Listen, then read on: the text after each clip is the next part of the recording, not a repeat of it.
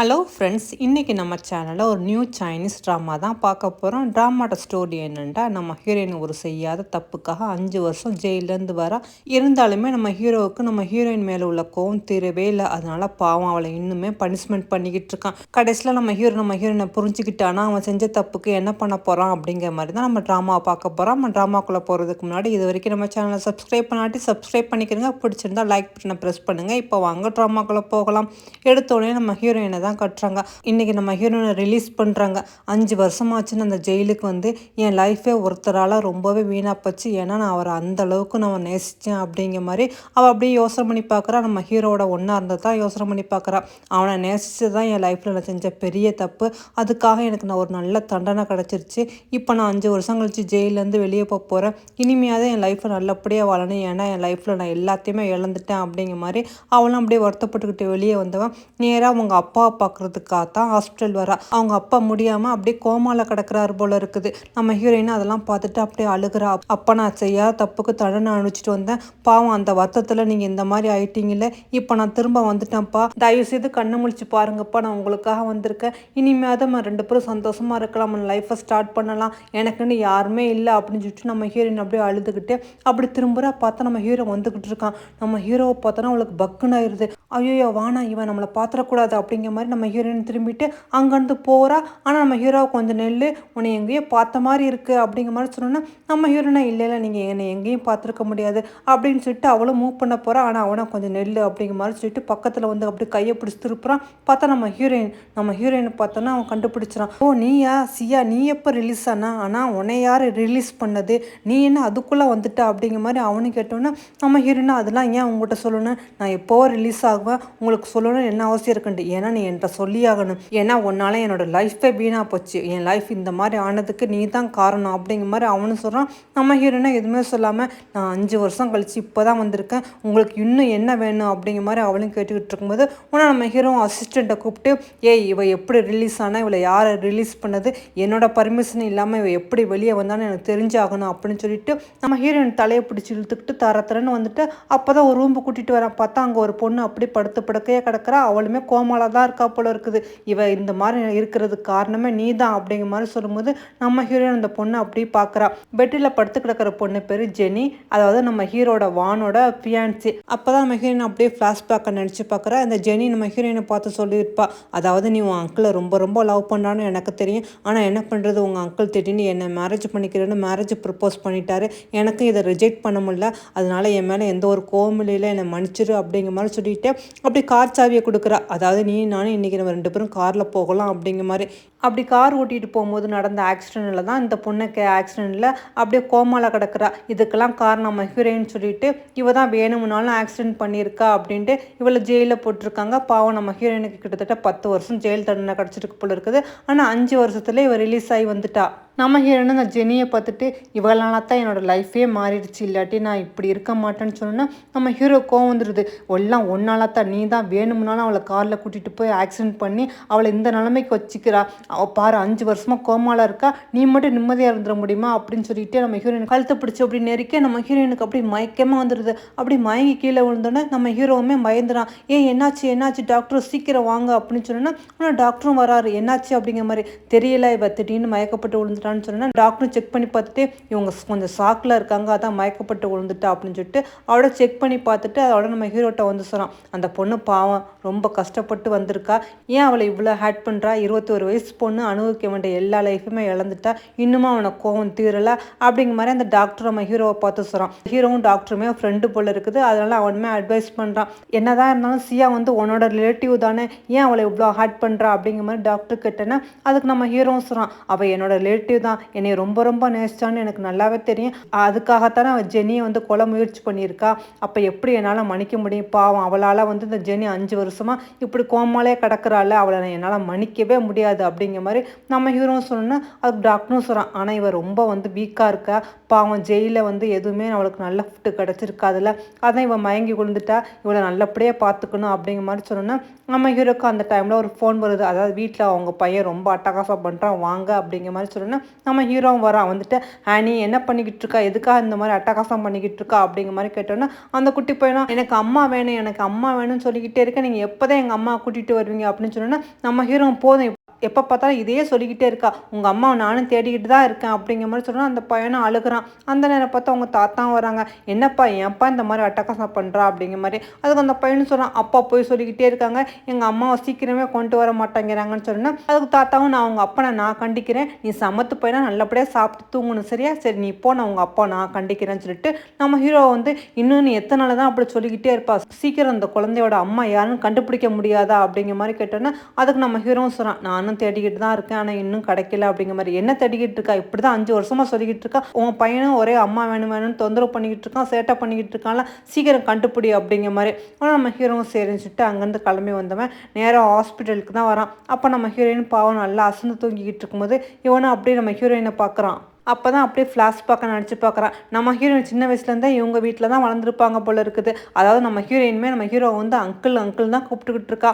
அப்படியே அவங்க கூட செல்லமாக விளையாடுறது, சண்டை பிடிக்கிறது, அவனும் கண்டிஷன் பண்ணுறதுன்ட்டு இப்படி தான் லைஃப் போய்கிட்டு இருக்குது. அப்படியே யோசனை பண்ணி பார்த்துவேன், நீ என்னை சின்ன வயசுலேருந்தே ரொம்ப ரொம்ப விரும்புவான்னு எனக்கு நல்லாவே தெரியும். ஆனால் அந்த லவ்வே வந்து உன்னை எப்படி ஆக்கியிருக்குன்னு நினச்சி கூட பார்க்கல. நீ எப்படி ஜெனியை வந்து கொலை பண்ண அளவுக்கு போனா, உனக்கு அந்த அளவுக்கு தைரியமா அப்படின்னு சொல்லி அவன் பார்த்துக்கிட்டே இருக்கும்போது நம்ம ஹீரோயினுக்கு அப்போ தான் அப்படியே முழிப்பு வருது. அப்போ அப்படியே முழிச்சோ நம்ம ஹீரோவை பார்த்து, என்ன என்னை பார்த்துக்கிட்டு இருக்கீங்க, நான் கஷ்டப்படுறது உங்களுக்கு ரொம்ப சந்தோஷமாக இருக்கா அப்படின்னு சொன்னோன்னா நம்ம ஹீரோ பக்கத்தில் வந்து அவ்வளோ சந்தோஷமெல்லாம் இல்லை, ஆனால் நீ இன்னும் கஷ்டப்படணும் அப்படிங்கிற மாதிரி அவனும் சொல்கிறான். அதுக்கு நம்ம ஹீரோயினுக்கு கோவம் வந்துடுது, அப்பயே என்னை விட்டு வச்சுருக்கீங்க, என்னை எதுக்கு சேவ் பண்ணீங்க, என்னை கொலை பண்ணுங்க, நான் வாழ்கிறது உங்களுக்கு பிடிக்கல இல்லை, அப்போ எதுக்கு என்னை வாழ வச்சு பார்த்துக்கிட்டு இருக்கீங்கன்னு அவனும் கொஞ்சம் எமோஷனலாக கத்த ஆரம்பிச்சோன்னா நம்ம ஹீரோ என்ன ஆச்சு உனக்கு, அமைதியாரு அப்படிங்கிற மாதிரி அவனு சொல்ல நம்ம ஹீரோயின் என்னை கொலை பண்ணு இதுக்கு மேலே நான் வாழவே விரும்பலை, என்னை கொலை பண்ணுன்னு சொன்னால் டாக்டர்னு அவனு கூப்பிட்றான். ஆனால் அவங்க டாக்டர் வந்து ஒரு வழியாக நம்ம ஹீரோயினை சமாதானப்படுத்தி இன்ஜெக்ஷன் போட்டோன்னா பாவம் அதுக்கு பிறகு தான் நம்ம ஹீரோயின் அப்படியே தூங்குறா. இதெல்லாம் பார்த்துக்கிட்டு இருந்த நம்ம ஹீரோவுக்குமே ஒரு மாதிரி பாவமாக தான் இருக்குது. அப்படியே யோசனை பண்ணி பார்க்குறேன். நம்ம ஹீரோயின் ஸ்கூல் படிக்கும்போது ஏதோ ட்ரிப்புக்கு போகிறதுக்கா நம்ம ஹீரோட்ட வந்து கெஞ்சிக்கிட்டு இருக்கா, ப்ளீஸ் நான் 1 வீக் தானே போயிட்டு இப்போ வந்துடுறேன், என்னை அலோவ் பண்ணுங்களேன் ப்ளீஸ் அங்கிள் அப்படிங்கிற மாதிரி இவளும் ரொம்ப கெஞ்சி கேட்க நம்ம ஹீரோவும் சரி போயிட்டு வா அப்படின்னு சொன்னோன்னே இவள் ரொம்ப சந்தோஷமாக இவளுக்கு பிடிச்சமான அந்த சாக்லேட் அவன் வாயில் வச்சுட்டு எந்திரிச்சு போகிறா. இதெல்லாம் நம்ம ஹீரோவுமே பார்த்துக்கிட்டு அப்படி இருக்கா, இப்போ எப்படி இருந்தவ இப்படி மாறிட்டா அப்படிங்கிற மாதிரி.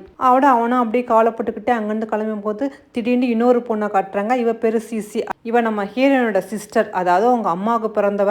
உங்க அம்மா வந்து உங்க அப்பா டிவோர்ஸ் பண்ணிட்டு வேற ஒருத்தனை மேரேஜ் பண்ணிட்டாங்க போல இருக்குது.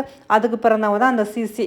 இவளுக்கு நம்ம ஹீரோயினை கண்டாலே பிடிக்காது. இவ நம்ம ஹீரோயின் ரிலீஸ் ஆகி வந்துட்டு தெரிஞ்சுட்டு இவளுக்குமே இவ என்ன அதுக்குள்ளே வந்துட்டாளா அப்படிங்கிற மாதிரி யோசனை பண்ணிக்கிட்டு இருக்கான். இங்கே அதோட கட் பண்ணி நம்ம ஹீரோயினை கட்டுறாங்க. நம்ம ஹீரோயின் எப்படி டிராயிங் பண்ணிக்கிட்டு இருக்கா, அது ஒரு குழந்தையோட டிராயிங் தான் பண்ணிக்கிட்டு இருக்கா. அதாவது நம்ம ஹீரோயின் வந்து ப்ரெக்னெண்ட்டாக இருந்தா போல இருக்குது.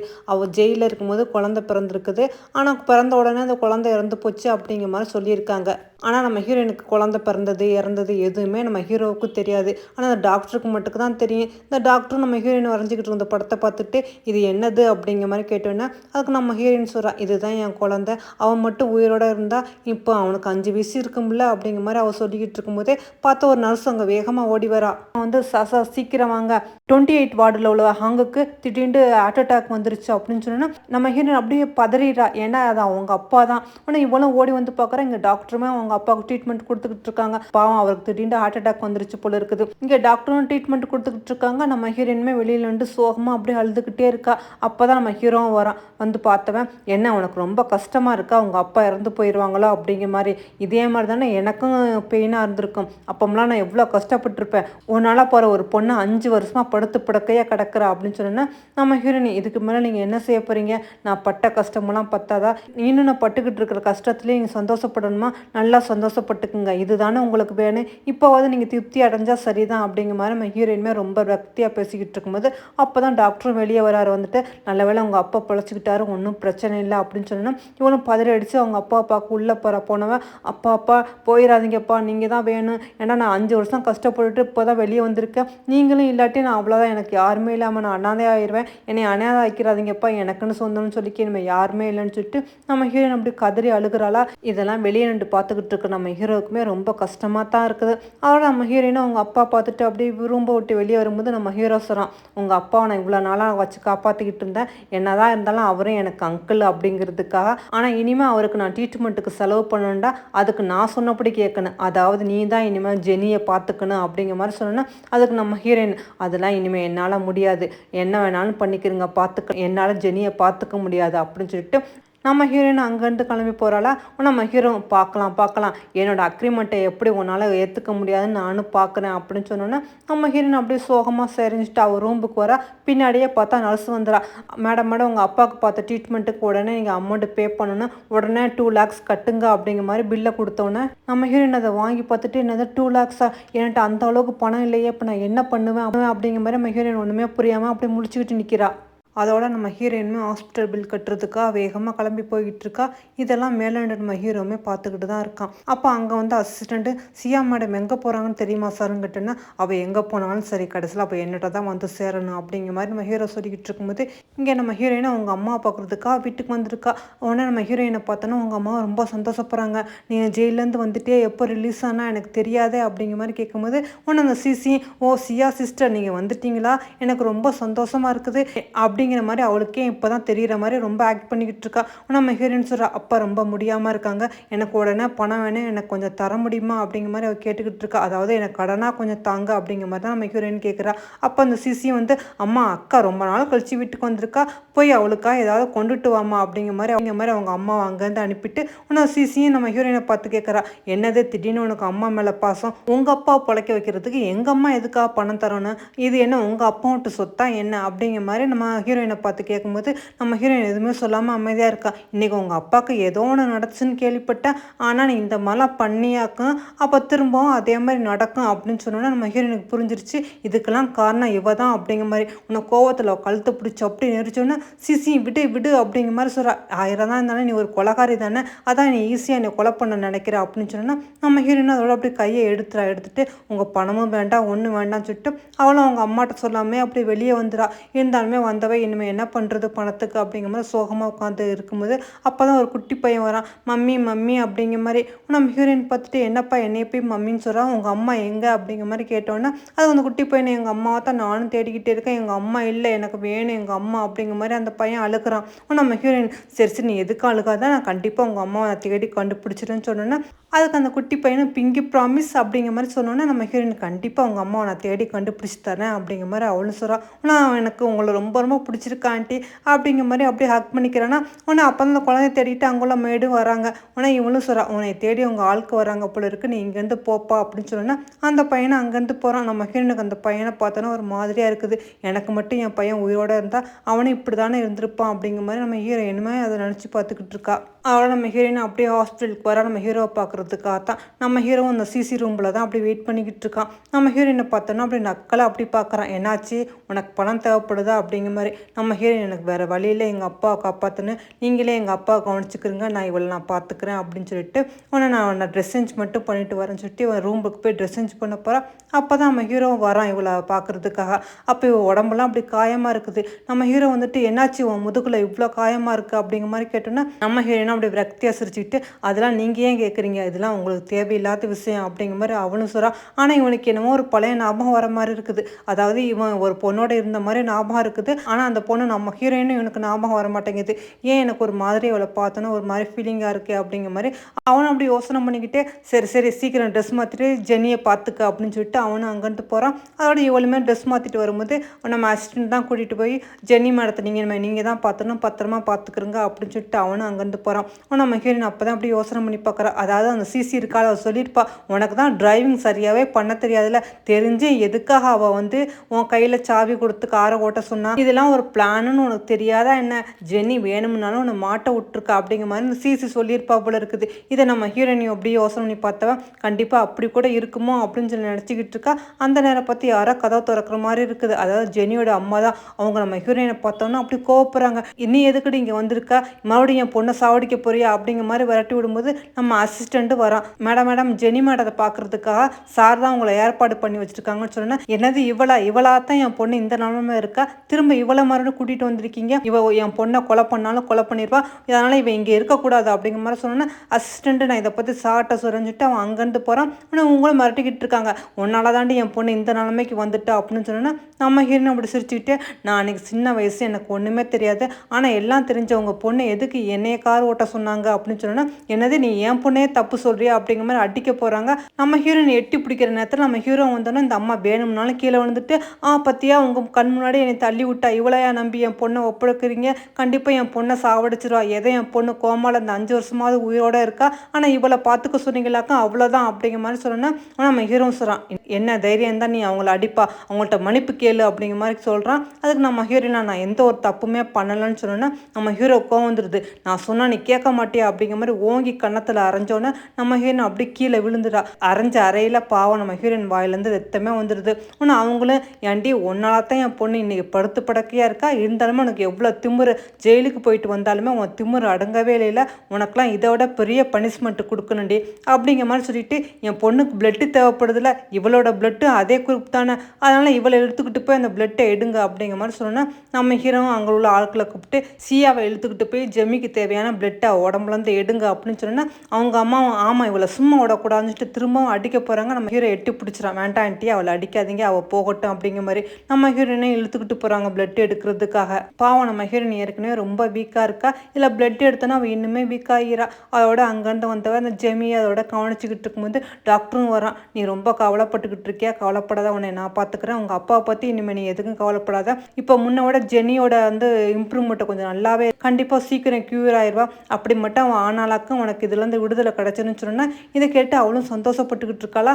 இவங்க 2 பேரும் பேசிக்கிட்டு இருக்கிறத நம்ம ஹீரோவுமே வந்து 2 கேட்டுக்கிட்டு இருக்கான். என்ன டாக்டர் உங்களுக்கு இப்போ வேலை எதுவுமே இல்லையா, நீங்கள் ரொம்ப பிஸின்னு கேள்விப்பட்டேன், ஆனால் இவ்வளோ ஃப்ரீயாக வந்து இவ்வளோ பேசிக்கிட்டு இருக்கீங்களே அப்படிங்கிற மாதிரி நம்ம ஹீரோ நக்கலாக கேட்டோன்னா அதுக்கு டாக்டரும் நான் கொஞ்சம் ரவுண்ட்ஸ் போனேன், அப்படியே இவளை பார்த்துட்டு போகலான்னு வந்தேன், மற்றபடி ஒன்றும் இல்லைன்னு சொல்லிட்டு அவனை அங்கேருந்து போகிறான். ஆனால் நம்ம ஹீரோயின் சரிஞ்சுட்டு வேலை பார்த்துக்கிட்டு இருக்கான். ஆனால் நம்ம ஹீரோவை ரொம்ப கடுப்பாக அப்படி வந்தவன் என்னாச்சு டாக்டர்கிட்ட பேசிக்கிட்டு இருக்கும்போது உன் ஃபேஸில் அவ்வளோ ஒரு ஸ்மைலாக இருக்குது, இந்த மாதிரி நீ சந்தோஷமாக இருந்தது நான் பார்த்ததே இல்லையே, ஆனால் நீ இப்படிலாம் சந்தோஷமாக இருக்கிறது எனக்கு சுத்தமாக பிடிக்கவே இல்லைங்கிற மாதிரி நம்ம ஹீரோ எனக்கு கையை பிடிச்சா அவனு சொன்னேன். நம்ம ஹீரோ நீங்கள் நினைக்கிறது தப்பு, நான் அவனு எந்த ஒரு சந்தோஷமும் இல்லைன்ட்டு, என்ன உனக்கு அதுக்குள்ளே ஒரு துணை தேவைப்படுதா, உனக்கு ஆதரவாக இருக்குன்னு நினைக்கிறியா என்ன, அவ்வளோ சீக்கிரம் உன்னை விட்டுட்டுலாம் நான் போயிட மாட்டேன், நீ என்னட்ட மாட்டிக்கிட்டு இல்லை, நீ எப்படி எங்கேருந்து என்னட்ட தப்பிக்கிறான்னு பார்க்குறோம் அப்படிங்கிற மாதிரி நம்ம ஹீரோவும் அப்படி மிரட்டின மாதிரி சொன்னோன்னா நம்ம ஹீரோயினை சொல்கிறா, நீங்கள் இதுக்கு மேலே நீங்கள் என்ன செய்ய போகிறீங்க, என்னை ஜெயிலில் போட போகிறீங்களா, இன்னும் நான் பல வருஷம் ஜெயிலில் இருக்குன்னு நினைக்கிறீங்களா அப்படிங்கிற மாதிரி. நம்ம ஹீரோவும் நீ ரொம்ப பேசுகிறா, இது எனக்கு சுத்தமாக பிடிக்கல, மரியாதையாக நான் சொன்னபடி கேட்டுக்கு அதுதான் நல்லது, ஏன்னா உங்கள் அப்பாவை காப்பாற்றணுமா வேண்டாமான்ட்டு நீ நடந்துக்கிறத பொறுத்து தான் இருக்குது அப்படிங்கிற மாதிரி நம்ம ஹீரோயின் தலையை பிடிச்சி அவனும் கோமா சொல்லிட்டு அவரோட வெளியே வரான். அப்போ டாக்டரை பார்த்துட்டு ஏய் கொஞ்சம் நெல்லு அப்படின்னு சொல்லிட்டு ஆமாம் உனக்கு என்ன அவன் மேலே ரொம்ப கரிசனமாக இருக்குது, உன் கரிசனெல்லாம் ஓகே, இருந்தாலும் எனக்கு தேவையில்லாமல் ரொம்ப இறக்கமெல்லாம் கட்டாத, அது உனக்கு நல்லது இல்லை அப்படிங்கிற மாதிரி நம்ம ஹீரோன்னு சொன்னோன்னா அதுக்கு டாக்டரும் சொல்கிறான், ஏன்டா இந்த மாதிரிலாம் பண்ணுறா, நீ எல்லாத்தையும் மறந்துட்டியா என்ன, அந்த ஜெனி முதல்ல என்னை மேரேஜ் பண்ணிக்கிறேன்னு சொன்னால் அப்புறம் திடீர்னு நீ அவளை லவ் பண்ணுறேன்னு சொல்லிட்டு உன்னைய மேரேஜ் பண்ணிக்கிறதா சொன்னான். ஆனால் சியா என்ன பண்ணா, அவளுக்கு டிரைவிங் சரியாகவே தெரியாது, அவள் எப்படி கார் ஓட்டிக்கிட்டு போய் இவளை வந்து ஆக்சிடென்ட் பண்ணியிருப்பான், இதெல்லாம் நீ யோசிக்க மாட்டியா, இதில் ஏதோ தப்பு இருக்குன்னு உனக்கு புரியலையா அப்படிங்கிற மாதிரி டாக்டரும் சொல்கிறான். அதுக்கு நம்ம ஹீரோவா போதும் நீ எதுவும் சொல்ல வேண்டாம், என் மேலே உள்ள லவ்வில் தான் இப்போ ஜெனியை கொல்றதுக்கே துணிஞ்சா தெரியுமா, இதை நீ நல்லா ஞாபகம் வச்சுக்கோ அப்படிங்கிற மாதிரி நம்ம ஹீரோவும் கடுப்பாக சொல்லிக்கிட்டு இருக்கான். அப்போ தான் அந்த ஹாஸ்பிட்டலுக்கு நம்ம ஹீரோட குழந்தை ஹனி வரான். டேடி அப்படின்னு சொல்லிட்டு இருந்தவன் நம்ம ஹீரோயினை பார்த்தோன்னா அந்த ரூமுக்கு வந்துடான். ஆண்டி நீங்கள் எங்கே இங்கே அப்படிங்கிற மாதிரி நம்ம ஹீரோயின்னு பார்த்துட்டு ஆமாம் நீ எதுங்கடா இங்கே வந்திருக்கா அப்படிங்கிற மாதிரி. ஒன்றும் இல்லை, எங்கள் அப்பா இந்த ஹாஸ்பிட்டலுக்கு அடிக்கடி வருவார், அவர் தான் என்னை கூட்டிகிட்டு வந்தாரா, அதான் நானும் இங்கே வந்தேன், ஆனால் எங்கள் அப்பாவை நான் மிஸ் பண்ணிட்டேன் அப்படிங்கிற மாதிரி சொன்னேன்.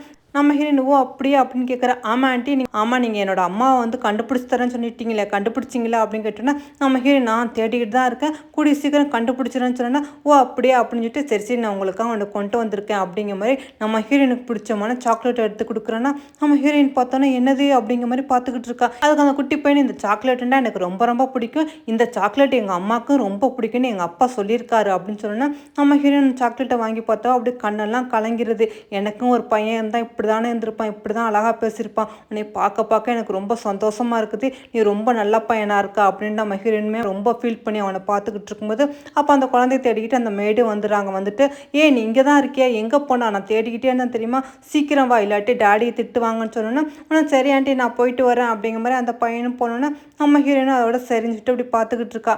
நம்ம ஹீரோயினுமே அந்த குழந்தைய பார்க்க பார்க்க என்னமோ இவளுக்கு ஒரு மாதிரியாக இருக்குது. அதோட நம்ம ஹீரோயின் நைட்டு தூங்கிக்கிட்டு இருக்கும்போது நம்ம ஹீரோ அப்படியே நம்ம ஹீரோயினை பார்க்குறதுக்காக வரான். அப்போ நம்ம ஹீரோயினை அப்படியே தூக்கத்தில் அப்படி பிறழும் போது அப்படியே அவன் காலை பார்த்தோன்னா நம்ம ஹீரோக்கு ஏன் இவளை பார்க்கும்போதுலாம் எனக்கு ஒரு மாதிரியான உணர்வு இருக்குது, ஆனால் என்னன்னு எனக்கு தெரியலையே அப்படிங்கிற மாதிரி அவனு சொல்லிட்டு சரி சரி அவள் தூங்கிக்கிட்டு இருக்கா, நம்ம இங்கேருந்து போகலான்னு போகிறான். அப்போ தான் நம்ம ஹீரோயின் தூக்கத்தில் ஏதோ ஒரு பேரை சொல்லி புலம்ப நம்ம ஹீரோ டக்குன்னு சாக்காயி அப்படியே அவள் நம்ம ஹீரோயினை பார்க்குறான். நம்ம ஹீரோயின் தூக்கத்தில் யாரோட பெரிய சொன்னோன்னே இதை கேட்டு நம்ம ஹீரோக்கு கோவம் வந்துடுது. ஒன்று நம்ம ஹீரோயின் தூங்கிக்கிட்டு இருக்கும்போது கழுத்தை பிடிச்சி நெரிக்கிறான். நம்ம ஹீரோயின் அப்படியே பயத்துலேயே முழிக்கிறான். நீங்கள் என்ன பண்ணிட்டு இருக்கீங்க, ஆமாம் நீ இப்போ யார் பேரை சொன்ன, அவன் யார், அவனை எப்போ மீட் பண்ண, அவனை எப்படி தெரியும் அப்படிங்கிற மாதிரி நம்ம ஹீரோ கேட்டோம். நம்ம ஹீரோயினுக்கு ஒன்றுமே புரியல. நான் உங்களை தவிர வேறு யார்கிட்டையும் நான் மீட் பண்ணவும் இல்லை, யாரோடையும் நான் க்ளோஸாக இருந்ததும் இல்லை அப்படின்னு சொன்னேன். ஆனால் அவன் நம்பாமல் நீ இப்போல்லாம் பரிதாபமாக சொன்னால் அவனை நம்பிடுன்னு நினைக்கிறியான்னு சொல்லிட்டு அப்படி கழுத்தை பிடிச்சி நெரிக்கிறான்னா நம்ம ஹீரோயினுக்கு அப்படி மூச்சு முட்டுது. ஆனால் நம்ம ஹீரோவும் டக்குன்னு கையை எடுத்துட்டு உன்னை அவ்வளோ சீக்கிரமெல்லாம் கொல்ல மாட்டேன், நீலாம் வந்து கொஞ்சம் கொஞ்சமாக சாகணும், அதை நான் பார்க்கணும் அப்படின்னு சொல்லிட்டு கொஞ்சம் கூட ஈவி இறக்கலாமல் பேசிட்டு அவனும் அங்கேருந்து போகிறான். பாவம் நம்ம ஹீரோயின் அப்படியே அழுதுகிட்டு இருக்கா.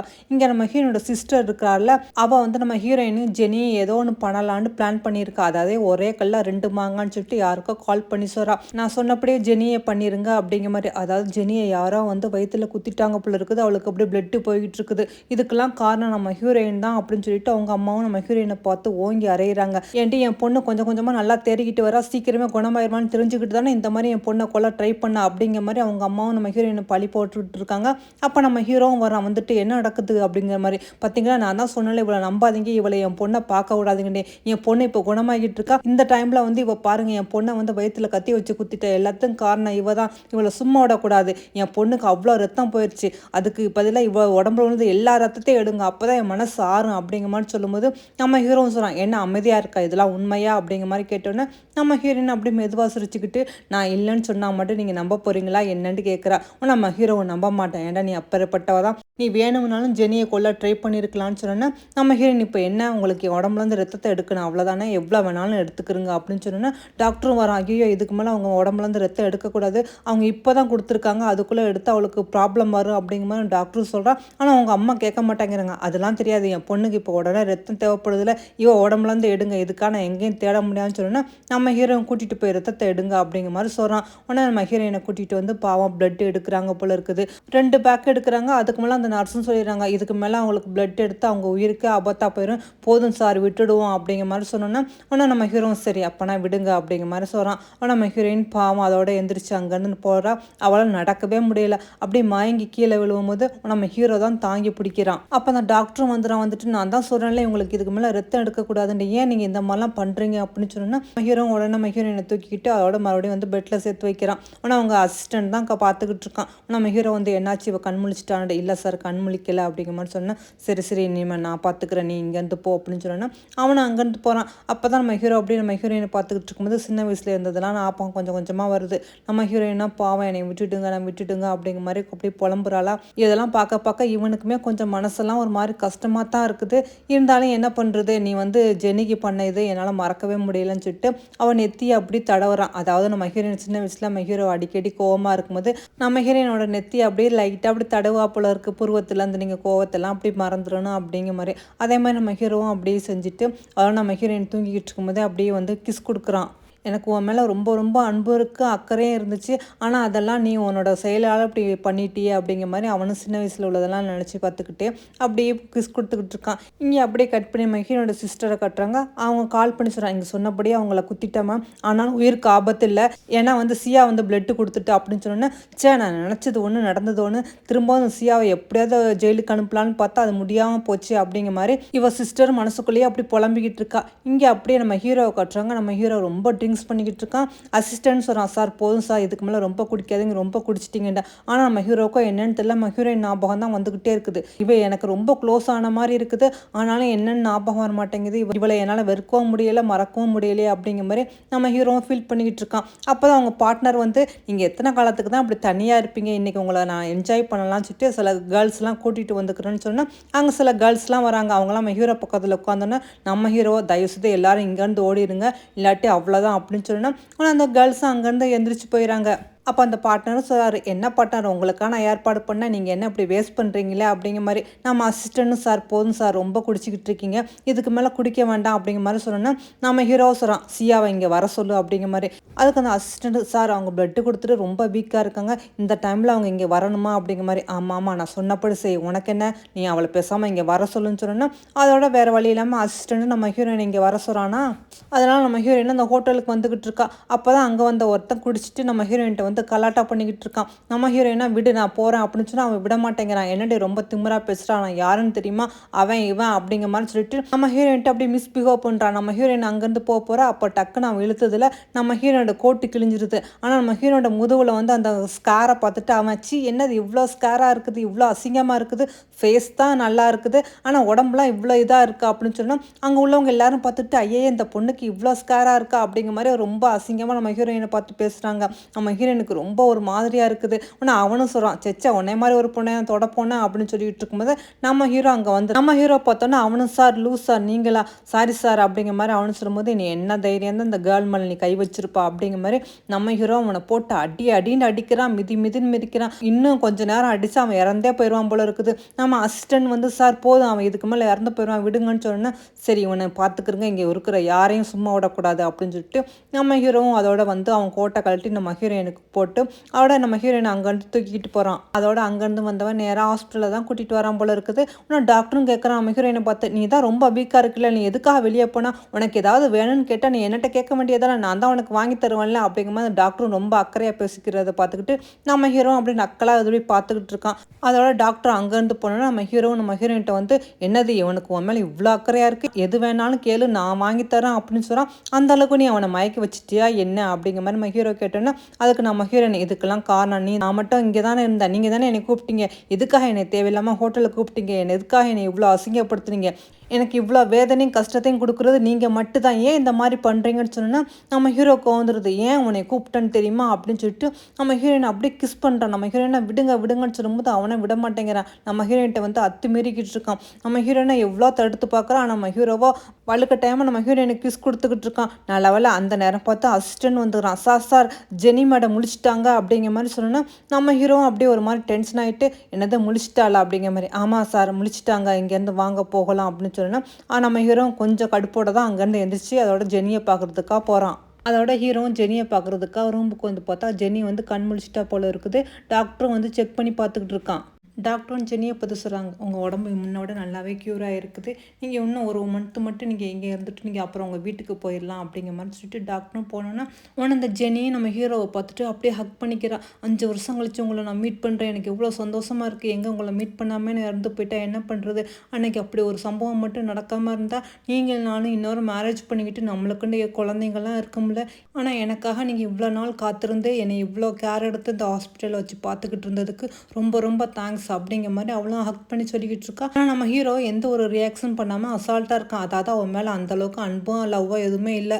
அவனும் நின்றுக்கிட்டு இருக்கும்போது அங்கே அவங்க அம்மா வந்துடுறாங்க. வந்தோன்னே அவங்க பொண்ணை பார்த்துட்டு, ஜெனி நீ கண் முழிச்சிட்டியா, இதுக்காகத்தான் இவ்வளோ நாள் நான் உயிரோடு இருந்தேன், எங்கே நீ கண் முழிக்காமல் என்னை விட்டுட்டு போயிடுவேன்னு ரொம்ப பயந்துக்கிட்டு இருந்தேன், என் பொண்ணு கண் முழிச்சிட்டா, உன்னை போய் காலில் வச்சு அந்த கொலை பண்ண சியா அவள் 5 வருஷம் ஜெயிலில் இருந்துட்டு இப்போ திரும்பவும் வந்திருக்கா, உன்னைய பார்த்துக்கிட்டு இந்த ஹாஸ்பிட்டலில் தான் அவள் இருக்கா அப்படிங்கிற மாதிரி அவங்க அம்மா சொன்னோன்னா உன்னை இவள் ஃபேஸே அப்படி மாறுது என்னது அப்படிங்கிற மாதிரி. அப்போ நம்ம ஹீரோவும் ஜெனியை பார்த்து, நீ அன்றைக்கி ஆக்சிடென்ட் ஆகி கீழே கிடக்கும்போது அந்த ரோட்டில் வந்து சியாவோட பேரை எழுதி வச்சுருந்தா, இவ தான் என்னை கொலை பண்ண பார்க்குறா அப்படிங்கிற மாதிரி. அதுக்கப்புறம் நீ அன்கான்சியஸில் அப்படியே கோமால இத்தனை வருஷம் இருந்தா, ஆனால் அன்றைக்கி என்ன நடந்துச்சு அப்படிங்கிற மாதிரி நம்ம ஹீரோவும் கேட்குறான். ஆனால் அவங்க அம்மா, என்னது நீங்கள் இப்படி கேட்குறீங்க, இப்போ தான் என் பொண்ணு முழிச்சிருக்கா, இப்போ இது உடனே அவசியமா அப்படிங்கிற மாதிரி அவங்க அம்மாவும் கேட்கும்போது நம்ம ஹீரோவை, அன்றைக்கி என்ன நடந்துச்சுன்னு எனக்கு தெரிஞ்சாகணும், ஏன்னா சியா சொன்னது வேறு, அதனால் உன்னிட்ட வந்து கேட்குறாங்க என்ன நடந்துச்சு அப்படிங்கிற மாதிரி சொன்னோன்னா அதுக்கு இவளும் ஜெனியும் சொல்கிறா, அன்றைக்கி காரை சியா சியா வேகமாக ஓட்டிகிட்டு போனால் எனக்கு ரொம்ப பயமாக இருந்துச்சு. காரை நிப்பாட்டுன்னு சொன்ன மாதிரி தான் இருந்துச்சு. இல்லாட்டி நான் கார்லேருந்து குதிச்சிருவேன் அப்படின்னு சொன்னேன். ஆனால் நான் அதுக்குள்ளே அவள் வந்து என்னை கார்லேருந்து கீழே தள்ளி விட்டா. அது மட்டும் தான் ஞாபகம் இருக்குது. வேறு எனக்கு எதுவுமே ஞாபகம் இல்லை. எதனால சியா அப்படி என்னை பண்ணா? உண்மையிலேயே சியா தான் என்னை கார்லேருந்து பிடிச்சி தள்ளினாலாம் என்னென்னு எனக்கு சரியாக ஞாபகம் இல்லை. எதாக இருந்தாலும் சரி இப்போ நம்ம மன்னிச்சிருவோம். சியாவை வந்து நீங்கள் தண்டிக்க வேண்டாம் அப்படிங்கிற மாதிரி இவ்வளோ நல்ல மாதிரி பேசிக்கிட்டு இருக்கலாம். நம்ம ஹீரோ அப்போ உனக்கு என்ன நடந்துச்சுன்னு தெரியலையா? உண்மையிலேயே சியா தான் உன் கார்லேருந்து பிடிச்சி தள்ளலான்னு உனக்கு ஞாபகம் இல்லையான்னு சொன்னேன். இல்லை எனக்கு சரியாக எதுவுமே ஞாபகம் வர மாட்டேங்குது அப்படிங்கிற மாதிரி இவளும் சொல்கிறான். நம்ம ஹீரோ ஓ அப்படியா அப்படின்னு சொல்லிட்டு அங்கேருந்து போனோன்னு இவளுக்கோ அவ்வளோ ஆத்திரமாக இருக்குது. இவன் எதுக்கு இப்படி விசாரிக்கிறான் அப்படிங்கிற மாதிரி அவளும் முறைச்சி பார்த்துக்கிட்டு இருக்கா. நம்ம ஹீரோ நேராக வந்து நம்ம ஹீரோயினை பார்க்குறதுக்காக வரான். நம்ம ஹீரோயின் அதான் ஜெனி கண் முழிச்சிட்டால, இனிமேல் நான் இங்கேருந்து போகலாம்ல அப்படிங்கிற மாதிரி கேட்குறா. அதுக்கு நம்ம ஹீரோவா அது எப்படி நான் உன்னை அதுக்குள்ளே விடுவேன்? அவள் இன்னும் 1 மாதம் இங்கே தான் இருக்கணுமா? அது வரைக்கும் நீ தான் இருந்து அவளை பார்த்துக்கணும் அப்படிங்கிற மாதிரி சொல்லிட்டு நீ இங்கேருந்து போகிறதுக்கு நான் உன்னை அலோவ் பண்ண மாட்டேன் அப்படின்னு சொல்லிட்டு அவனும் அங்கேருந்து கிளம்பி போகிறான். நம்ம ஹீரோயினுக்கு இவன்கிட்ட மாட்டிக்கிட்டு நான் முழிக்கிறேன்னா எப்போ தான் இதுக்கு விடுதலைன்னு தெரியலையே அப்படிங்கிற மாதிரி அவளுக்கு அவளோட நின்றுக்கிட்டு இருக்கா. அவளை இங்கே டாக்டரும் ஜெனியை செக் பண்ணி பார்த்துக்கிட்டு இருக்கும்போது நம்ம ஹீரோயின் பக்கத்தில் உட்காந்துக்கிட்டு இருக்கான். ஆனால் பார்த்தா திடீர்னு நிறைய ரிப்போர்ட்டர்ஸ்லாம் வந்துடுறாங்க. என்னல்லோ நீங்கள் உங்களை மேரேஜ் பண்ணிக்க போகிறாங்களா? 5 வருஷம் கழிச்சு அவங்க முழிச்சிட்டாங்களே, எப்போ மேரேஜ் அப்படி இப்படின்னு வந்து கொஸ்டின் கேட்க நம்ம அசிஸ்டண்ட் எல்லாரும் இங்கேருந்து போங்கன்னு சொல்லிக்கிட்டு இருக்கும்போது அப்போ அங்கே ஒரு ஃபோட்டோகிராஃபராக இருந்தவன் திடீர்னு என்ன செய்யறான், கத்தி எடுத்துக்கிட்டு நம்ம ஜெனியை குத்துறதுக்காக வந்தவன் டக்குன்னு ஜெனியை குத்திறான். அவனா அங்கே உள்ளவங்களாம் மடக்கி அந்த ஃபோட்டோகிராஃபரை பிடிச்சி இழுத்துக்கிட்டு போகிறாங்க. நல்ல வேளை ஜெனிக்கு அந்த அளவுக்கு கத்தி குத்து இல்லாட்டிலும் ஓரளவுக்கு கத்தி பட்டுருச்சு. அதுலேருந்து ரத்தம் வந்துக்கிட்டு இருக்குது. உங்கள் அம்மா பார்த்து அப்படி பயப்படுறாங்க. இதுக்கெல்லாம் காரணம் கண்டிப்பாக அந்த சியாவாக தான் இருப்பா அப்படிங்கிற மாதிரி சொன்னோன்னா அதுக்கு டாக்டரும் அப்படிலாம் இருக்காது, ஏன் இந்த மாதிரி பேசுகிறீங்க? இல்லை அவள் தான் பண்ணியிருப்பா, என் பொண்ணு கண் முழிச்சிட்டான்னு சொன்னோன்னே இந்த மாதிரி கொலை பண்ணியிருக்கா. அவளுக்கு இன்னும் என் பொண்ணு முள்ள வெறி தீரவேலை. ஸோ நிச்சயமாக அவள் தான் பண்ணியிருப்பா. என் பொண்ணுக்கு பாவம் இவ்வளோ பிளட்டு போதே, இப்போ நான் என்ன பண்ணுவேன் அப்படின்னு சொல்லிட்டு இந்த பிளட்டுலாம் போகிறதுக்கு பதிலாக அவள் உடம்புலேருந்து எல்லா பிளட்டையும் எடுங்க, அப்போ தான் எனக்கு சரியாக வரும் அப்படிங்கிற மாதிரி அவங்க அம்மாவும் சொல்கிறாங்க. நம்ம ஹீரோவும் அப்படி ஒன்றுமே சொல்லாமல் அமைதியாக இருக்க. நம்ம ஹீரோயினை இழுத்துக்கிட்டு வராங்க. அப்போ தான் நம்ம ஹீரோ கேட்குறான், உண்மையை சொல்லு, இதெல்லாம் நீ தான் பண்ணியா அப்படிங்கிற மாதிரி கேட்கும்போது நம்ம ஹீரோயின் அப்படியே அவனை பார்த்துக்கிட்டு இருக்கா. இந்த தடவை நான் அவனை நம்புகிறேன், உண்மையை சொல்லு, இதுக்கு காரணம் நீ இல்லைன்னு சொல்லிக்கிட்டு இருக்கும்போது இதெல்லாம் ஜெனியை கவனிச்சிக்கிட்டு இருக்காளா. ஆகா ஹீரோட மனசு மாற மாதிரி இருக்குன்னு சொல்லிட்டு ஐயோ எனக்கு ரொம்ப வலிக்குது, எனக்கு மயக்கமாக வருது அப்படிங்கிற மாதிரி சொன்னோன்னா அவங்க அம்மாவும் சொல்கிறாங்க, என் பொண்ணை காப்பாற்றுங்க, சீக்கிரம் என் பொண்ணுக்கு பிளட்டை கொடுங்க, என் பொண்ணு இல்லாட்டி இறந்து போயிடும் அப்படிங்கிற மாதிரி சொன்னோன்னா நம்ம ஹீரோவும் சரி அப்படிங்கிற மாதிரி அறகுற மனசோட அப்படியே கொஞ்சம் சொல்கிறான். அவரை பார்த்தா நம்ம ஹீரோயினை இழுத்துக்கிட்டு போய் மறுபடியும் பிளட் எல்லாம் எடுக்கிறாங்க. நம்ம ஹீரோயினுக்கு அதுக்கு மேலே முடியல, பாவம் அவளுமே நடக்க முடியாமல் அப்படி நடந்து போய்கிட்டு இருக்கா. நம்ம ஹீரோ இதெல்லாம் ரெண்டு பார்த்துக்கிட்டு தான் இருக்கான். அவனுக்குமே ரொம்ப கஷ்டமாக தான் இருக்குது. இருந்தாலும் இவங்களை புரிஞ்சிக்கவும் முடியல, அன்பும் காட்டுறாங்க, அடிக்கவும் செய்கிறாங்க. இவங்கெல்லாம் என்ன ஆளுக்க. இங்கே பார்த்தா அவங்க அம்மா ரொம்ப சந்தோஷப்பட்டுக்கிட்டு இருக்காங்க ஜெனிட்ட. நம்ம நினச்சது எல்லாம் நடந்துருச்சு, நீ எதுக்கும் கவலைப்படான்னு சொல்லும்போது தான் ஜெனிக்கு தெரிய வருது நம்ம ஹீரோக்கு குழந்தை இருக்குண்டு. உன்னை என்னது குழந்தை, அந்த குழந்தை எப்படி அப்படிங்கிற மாதிரி அவனும் கேட்குறா. தெரியல அந்த குழந்தை எப்படி வந்துச்சுன்னா யாரோ ஒருத்தர் குழந்தை வந்து கொடுத்தாங்களாம், இது லூவோட குழந்தைண்டு. டிஎன்ஏ டெஸ்ட் எடுத்து பார்த்ததில் லூவோட குழந்தை. ஆனால் அவருக்குமே தெரியல அந்த குழந்தை எப்படி வந்துச்சு என்ன வந்துச்சுன்ட்டு. அதனால தான் அந்த குழந்தையோட அம்மாவை தேடிக்கிட்டு இருக்காங்க. ஆனால் நீ எதுக்கும் கவலைப்படாத, நீ எப்படியாவது ஒரு மேரேஜ் பண்ணிக்கிட்டா எல்லாத்தையும் சரி பண்ணிடலான்னு சொன்னோன்னா இதெல்லாம் கேட்டு விட ஜெனி அப்படி தலையில் கை வச்சுக்கிட்டு இருக்கா. அன்றைக்கி நான் நினச்சது ஒன்று நடந்தது ஒன்று, சியாவை எப்படியாவது லூவை வெறுத்துறணும், வீட்டை விட்டு விரட்டுடணும்னு சொல்லிட்டு தான் நான் கார்லேருந்து குதித்தேன். ஆனால் கடைசியில் அது வந்து நான் 5 வருஷமாக அந்த கோமாவில் கிடக்க வேண்டியதாக போயிடுச்சு. சரின்னு சொல்லிட்டு இப்போ தான் மேரேஜ் பண்ணிக்கிட்டு நிம்மதியாக இருக்கலாம்னு பார்த்தா இப்போ அதுக்கு வேறு விடையாக இருந்திருக்கா அப்படிங்கிற மாதிரி அவள் கவலைப்பட்டுக்கிட்டு இருக்கும்போது அவங்க அம்மாவை நீ எதுக்கும் கவலைப்படாத, லூ இது வரைக்கும் யாருமே மேரேஜ் பண்ணிக்கவே இல்லை, அம்மா வந்து உனக்காகத்தான் அநேகமாக வெயிட் பண்ணிக்கிட்டு இருப்பான், அதனால் நீ எப்படியாவது மேரேஜ் பண்ணிக்கணும்னு சொன்னோன்னா இவ்வளோ கடுப்பில் என்ன செய்கிறா, நம்ம சியாவோட பிளட் எடுத்து அவங்கள ஒரு ரோஜா செடிக்கு அப்படியே ஊத்துறா. இவ ரத்தமே எனக்கு உடம்புல சேரவே கூடாது, இவளை நான் அந்த அளவுக்கு வெறுக்கிறேன் அப்படிங்க இவ அப்படி சொல்லிக்கிட்டு இருக்கும்போது இங்கே அப்படியே கட் பண்ணி நம்ம ஹீரோட வீட்டை கட்டுறாங்க. அந்த குட்டி பையன் ஹானி இருக்கான்ல, அவன் வந்து மொட்டை மடையில் நின்றுக்கிட்டு எனக்கு அம்மா உடனே வேணும், எங்கள் அம்மாவை கண்டுபிடிச்சிங்களா, உங்களுக்கு இப்போ மேரேஜ் நான் கேள்விப்பட்டேன் அது உண்மை தானே, நீங்கள் வந்து அந்த ஜெனியை மேரேஜ் பண்ணிக்க கூடாது, அவங்க எங்கள் அம்மா வரக்கூடாது, எனக்கு என்னோட அம்மா தான் வேணும், இல்லாட்டி நான் மேலே வந்து குதிச்சிருவேன்னு அந்த பையன் அட்டகாசம் பண்ணிக்கிட்டு இருக்கான். அவங்க தாத்தாவும் கெஞ்சிக்கிட்டு இருக்காங்க, அப்போலாம் ஒன்றும் நடக்காதடா, நீ கீழே இறங்குடான்ட்டு. ஆனால் நம்ம ஹீரோ வந்து நீ எதுக்கும் கவலைப்படாத, டாடி யாரையும் மேரேஜ் பண்ணிக்க மாட்டேன், நீ சொல்கிறவங்கள தான் நான் மேரேஜ் பண்ணிக்குவேன் அப்படின்னு சொன்னால் அதோட அந்த பையனும் கீழே இறங்க ஒத்துக்கிறான். நம்ம ஹீரோவும் அந்த பையனை அப்படி தூக்கணும்னா அந்த பையன் சொல்கிறான், டாடி நீங்கள் ஜெனியெல்லாம் நீங்கள் நீங்கள் கல்யாணம் பண்ணிக்கக்கூடாது,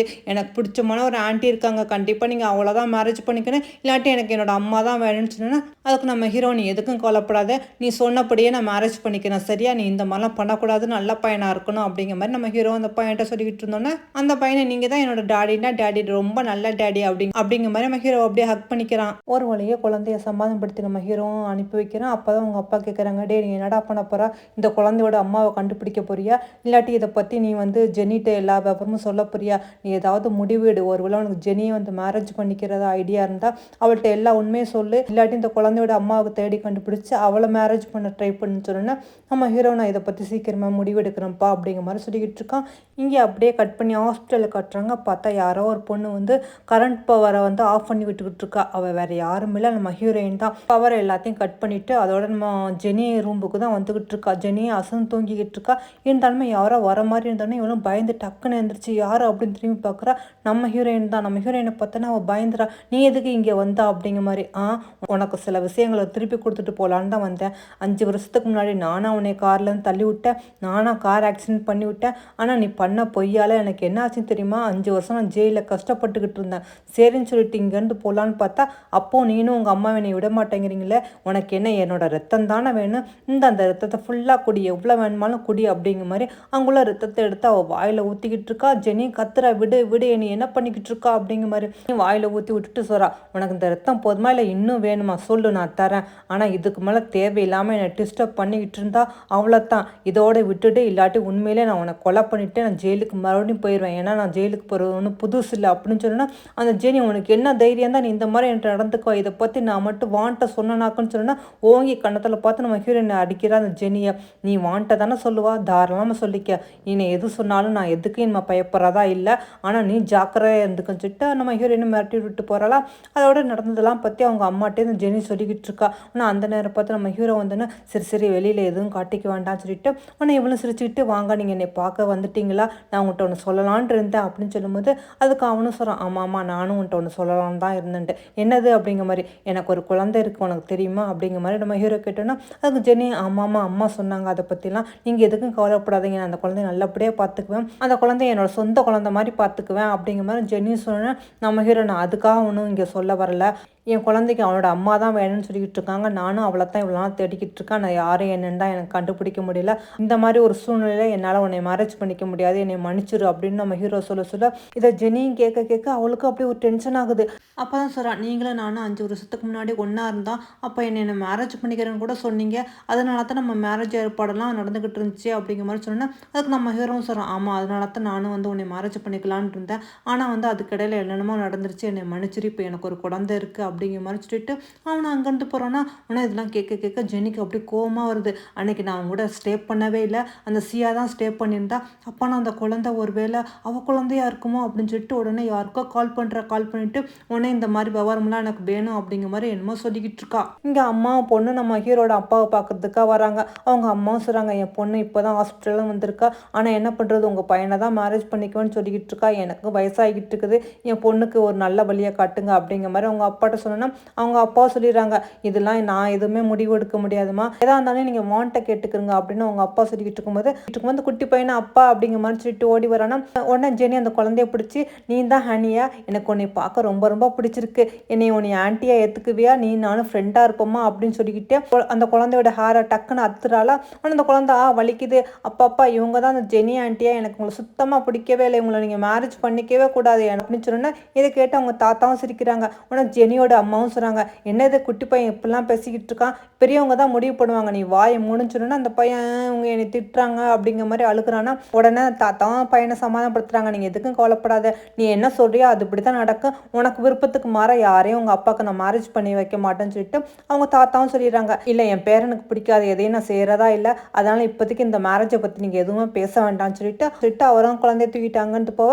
நம்ம ஹீரோவும் இதுக்கு மேலே இந்த மேரேஜை பற்றி நீ பேசாத, நீ வேற ஒரு லைஃப்பை தேர்ந்தெடுத்துக்க, அதுதான் உனக்கு நல்லது அப்படிங்கிற மாதிரி அவனை சொல்லிட்டு அங்கேருந்து போகிறான்னா உடனே உங்கள் அம்மாவுக்கும் பொண்ணுக்கும் அப்படியே வயிறு பத்தி எரியுது. என்னது இவன் இப்படி சொல்லிட்டு போகிறாங்க அப்படிங்கிற மாதிரி. அவங்க அம்மா நீ எதுக்கும் கவலைப்படாத, கண்டிப்பாக இதுக்கு நான் ஒரு முடிவு கட்டுறேன் அப்படிங்கிற மாதிரி அவங்க சொல்லிக்கிட்டு இருக்காங்க. இங்கே அப்படியே கட் பண்ணி நம்ம ஹீரோயினோட அம்மாவை கட்டுறாங்க. அதாவது நம்ம ஹீரோயினோட அம்மா வந்து நம்ம ஹீரோயின் நினச்சி கவலைப்பட்டுக்கிட்டு இருக்காங்க. சரி 5 வருஷம் கழிச்சு ஜெயிலேருந்து வந்திருக்கா, இவளுக்கு ஒரு நல்ல மேரேஜ் பண்ணி நல்ல லைஃப் அமைச்சு கொடுக்கணும், ஆனால் நான் எதுவுமே பண்ணாமல் இருக்கேன்னு சொல்லிட்டு இருக்கும்போது அதுக்கு அந்த லூசின்னு சொல்கிறா, நீ எதுக்குமா கவலைப்படுறா, அக்காவுக்கு நல்ல மேரேஜ் தானே, அம்மா நான் எல்லாத்தையும் பார்த்துக்கிறேன், எனக்கு தெரிஞ்ச ஒருத்தர் இருக்காரு, அவர் ரொம்ப நல்லவர், அவரையே நம்ம அக்காவுக்கு மேரேஜ் பண்ணி வைக்கலாம்னு சொல்லிட்டு நம்ம ஹீரோயினை பார்க்கறதுக்காக அந்த லூசியும் வராளா. அப்போ தான் நம்ம ஹீரோயின் கேட்குறா, நீ எதுக்காக இங்கே வந்தான்ட்டு. அம்மா தான் உனக்கு மேரேஜ் பண்ணி வைக்கணும்னு சொன்னாங்க, அதுக்காகத்தான் உன்னை கூட்டிகிட்டு போகிறேன், நீ போய் ஒரு ஆரில் மீட் பண்ணணும், டேட்டிங் பண்ணணும்னு சொல்லிட்டு வள்ளுக்க டைம் நம்ம ஹீரோயின் இழுத்துட்டு வராங்க. அதோட இழுத்துட்டு வந்து ரெஸ்டாரண்ட்டில் பார்க்குறாங்க. இவனுக்கு பேசி வச்சுக்கிற மாப்பிள்ள ஒருத்தன் வந்திருக்கான். பார்த்தா கொஞ்சம் வயசானவ தான் இருக்கான், ஆனால் அவனை ரொம்ப திம்மராக பேசுகிறான். நீ ஜெயிலுக்கு போயிட்டு வந்தா இருந்தாலும் பரவாயில்லன்ட்டு நான் உன்னை மேரேஜ் பண்ணிக்கிறேன், ஏன்னா நானும் லூசியும் க்ளோஸ் ஃப்ரெண்டு, அவள் பிஸ்னஸ் பார்ட்னர் வேறு, அதுக்காகத்தான் உன்னை மேரேஜ் பண்ணிக்கிறேன்னு அவன் அப்படி இப்படின்னு ரொம்ப பேசணுன்னு நம்ம ஹீரோயின் கடுப்பில் டீயை தூக்கி ஊற்றிட்டு, நீ ஒன்றும் உன் வாழ்க்கையை எனக்கு பிச்சையாக போட வேண்டாண்டா, என் வாழ்க்கையை எப்படி வாழும் நான் முடிவு பண்ணிக்கிறேன், நீ யார் என்னை மேரேஜ் பண்ணிக்க அப்படிங்கிற மாதிரி அவளும் திட்டி விட்டுட்டு நம்ம ஹீரோயின் அங்கேருந்து கிளம்பி போகிறா. ஆனால் இவங்களாம் விட மாட்டாங்க, நாங்கள் கட்டாயப்படுத்தி நம்ம ஹீரோயின் இழுத்துக்கிட்டு வராங்க. பார்த்தா அவங்க மேரேஜ் பண்ணுறதுக்காக ரெஜிஸ்ட்ரேஷன் ஆஃபீஸ் தான் வந்திருக்காங்க. நம்ம ஹீரோயின் வீடு என்ன பண்ணிக்கிட்டு இருக்கேன்னு கேட்டுக்கிட்டு இருக்கும்போது இங்கே அப்படியே நம்ம ஹீரோவை காட்டுறாங்க.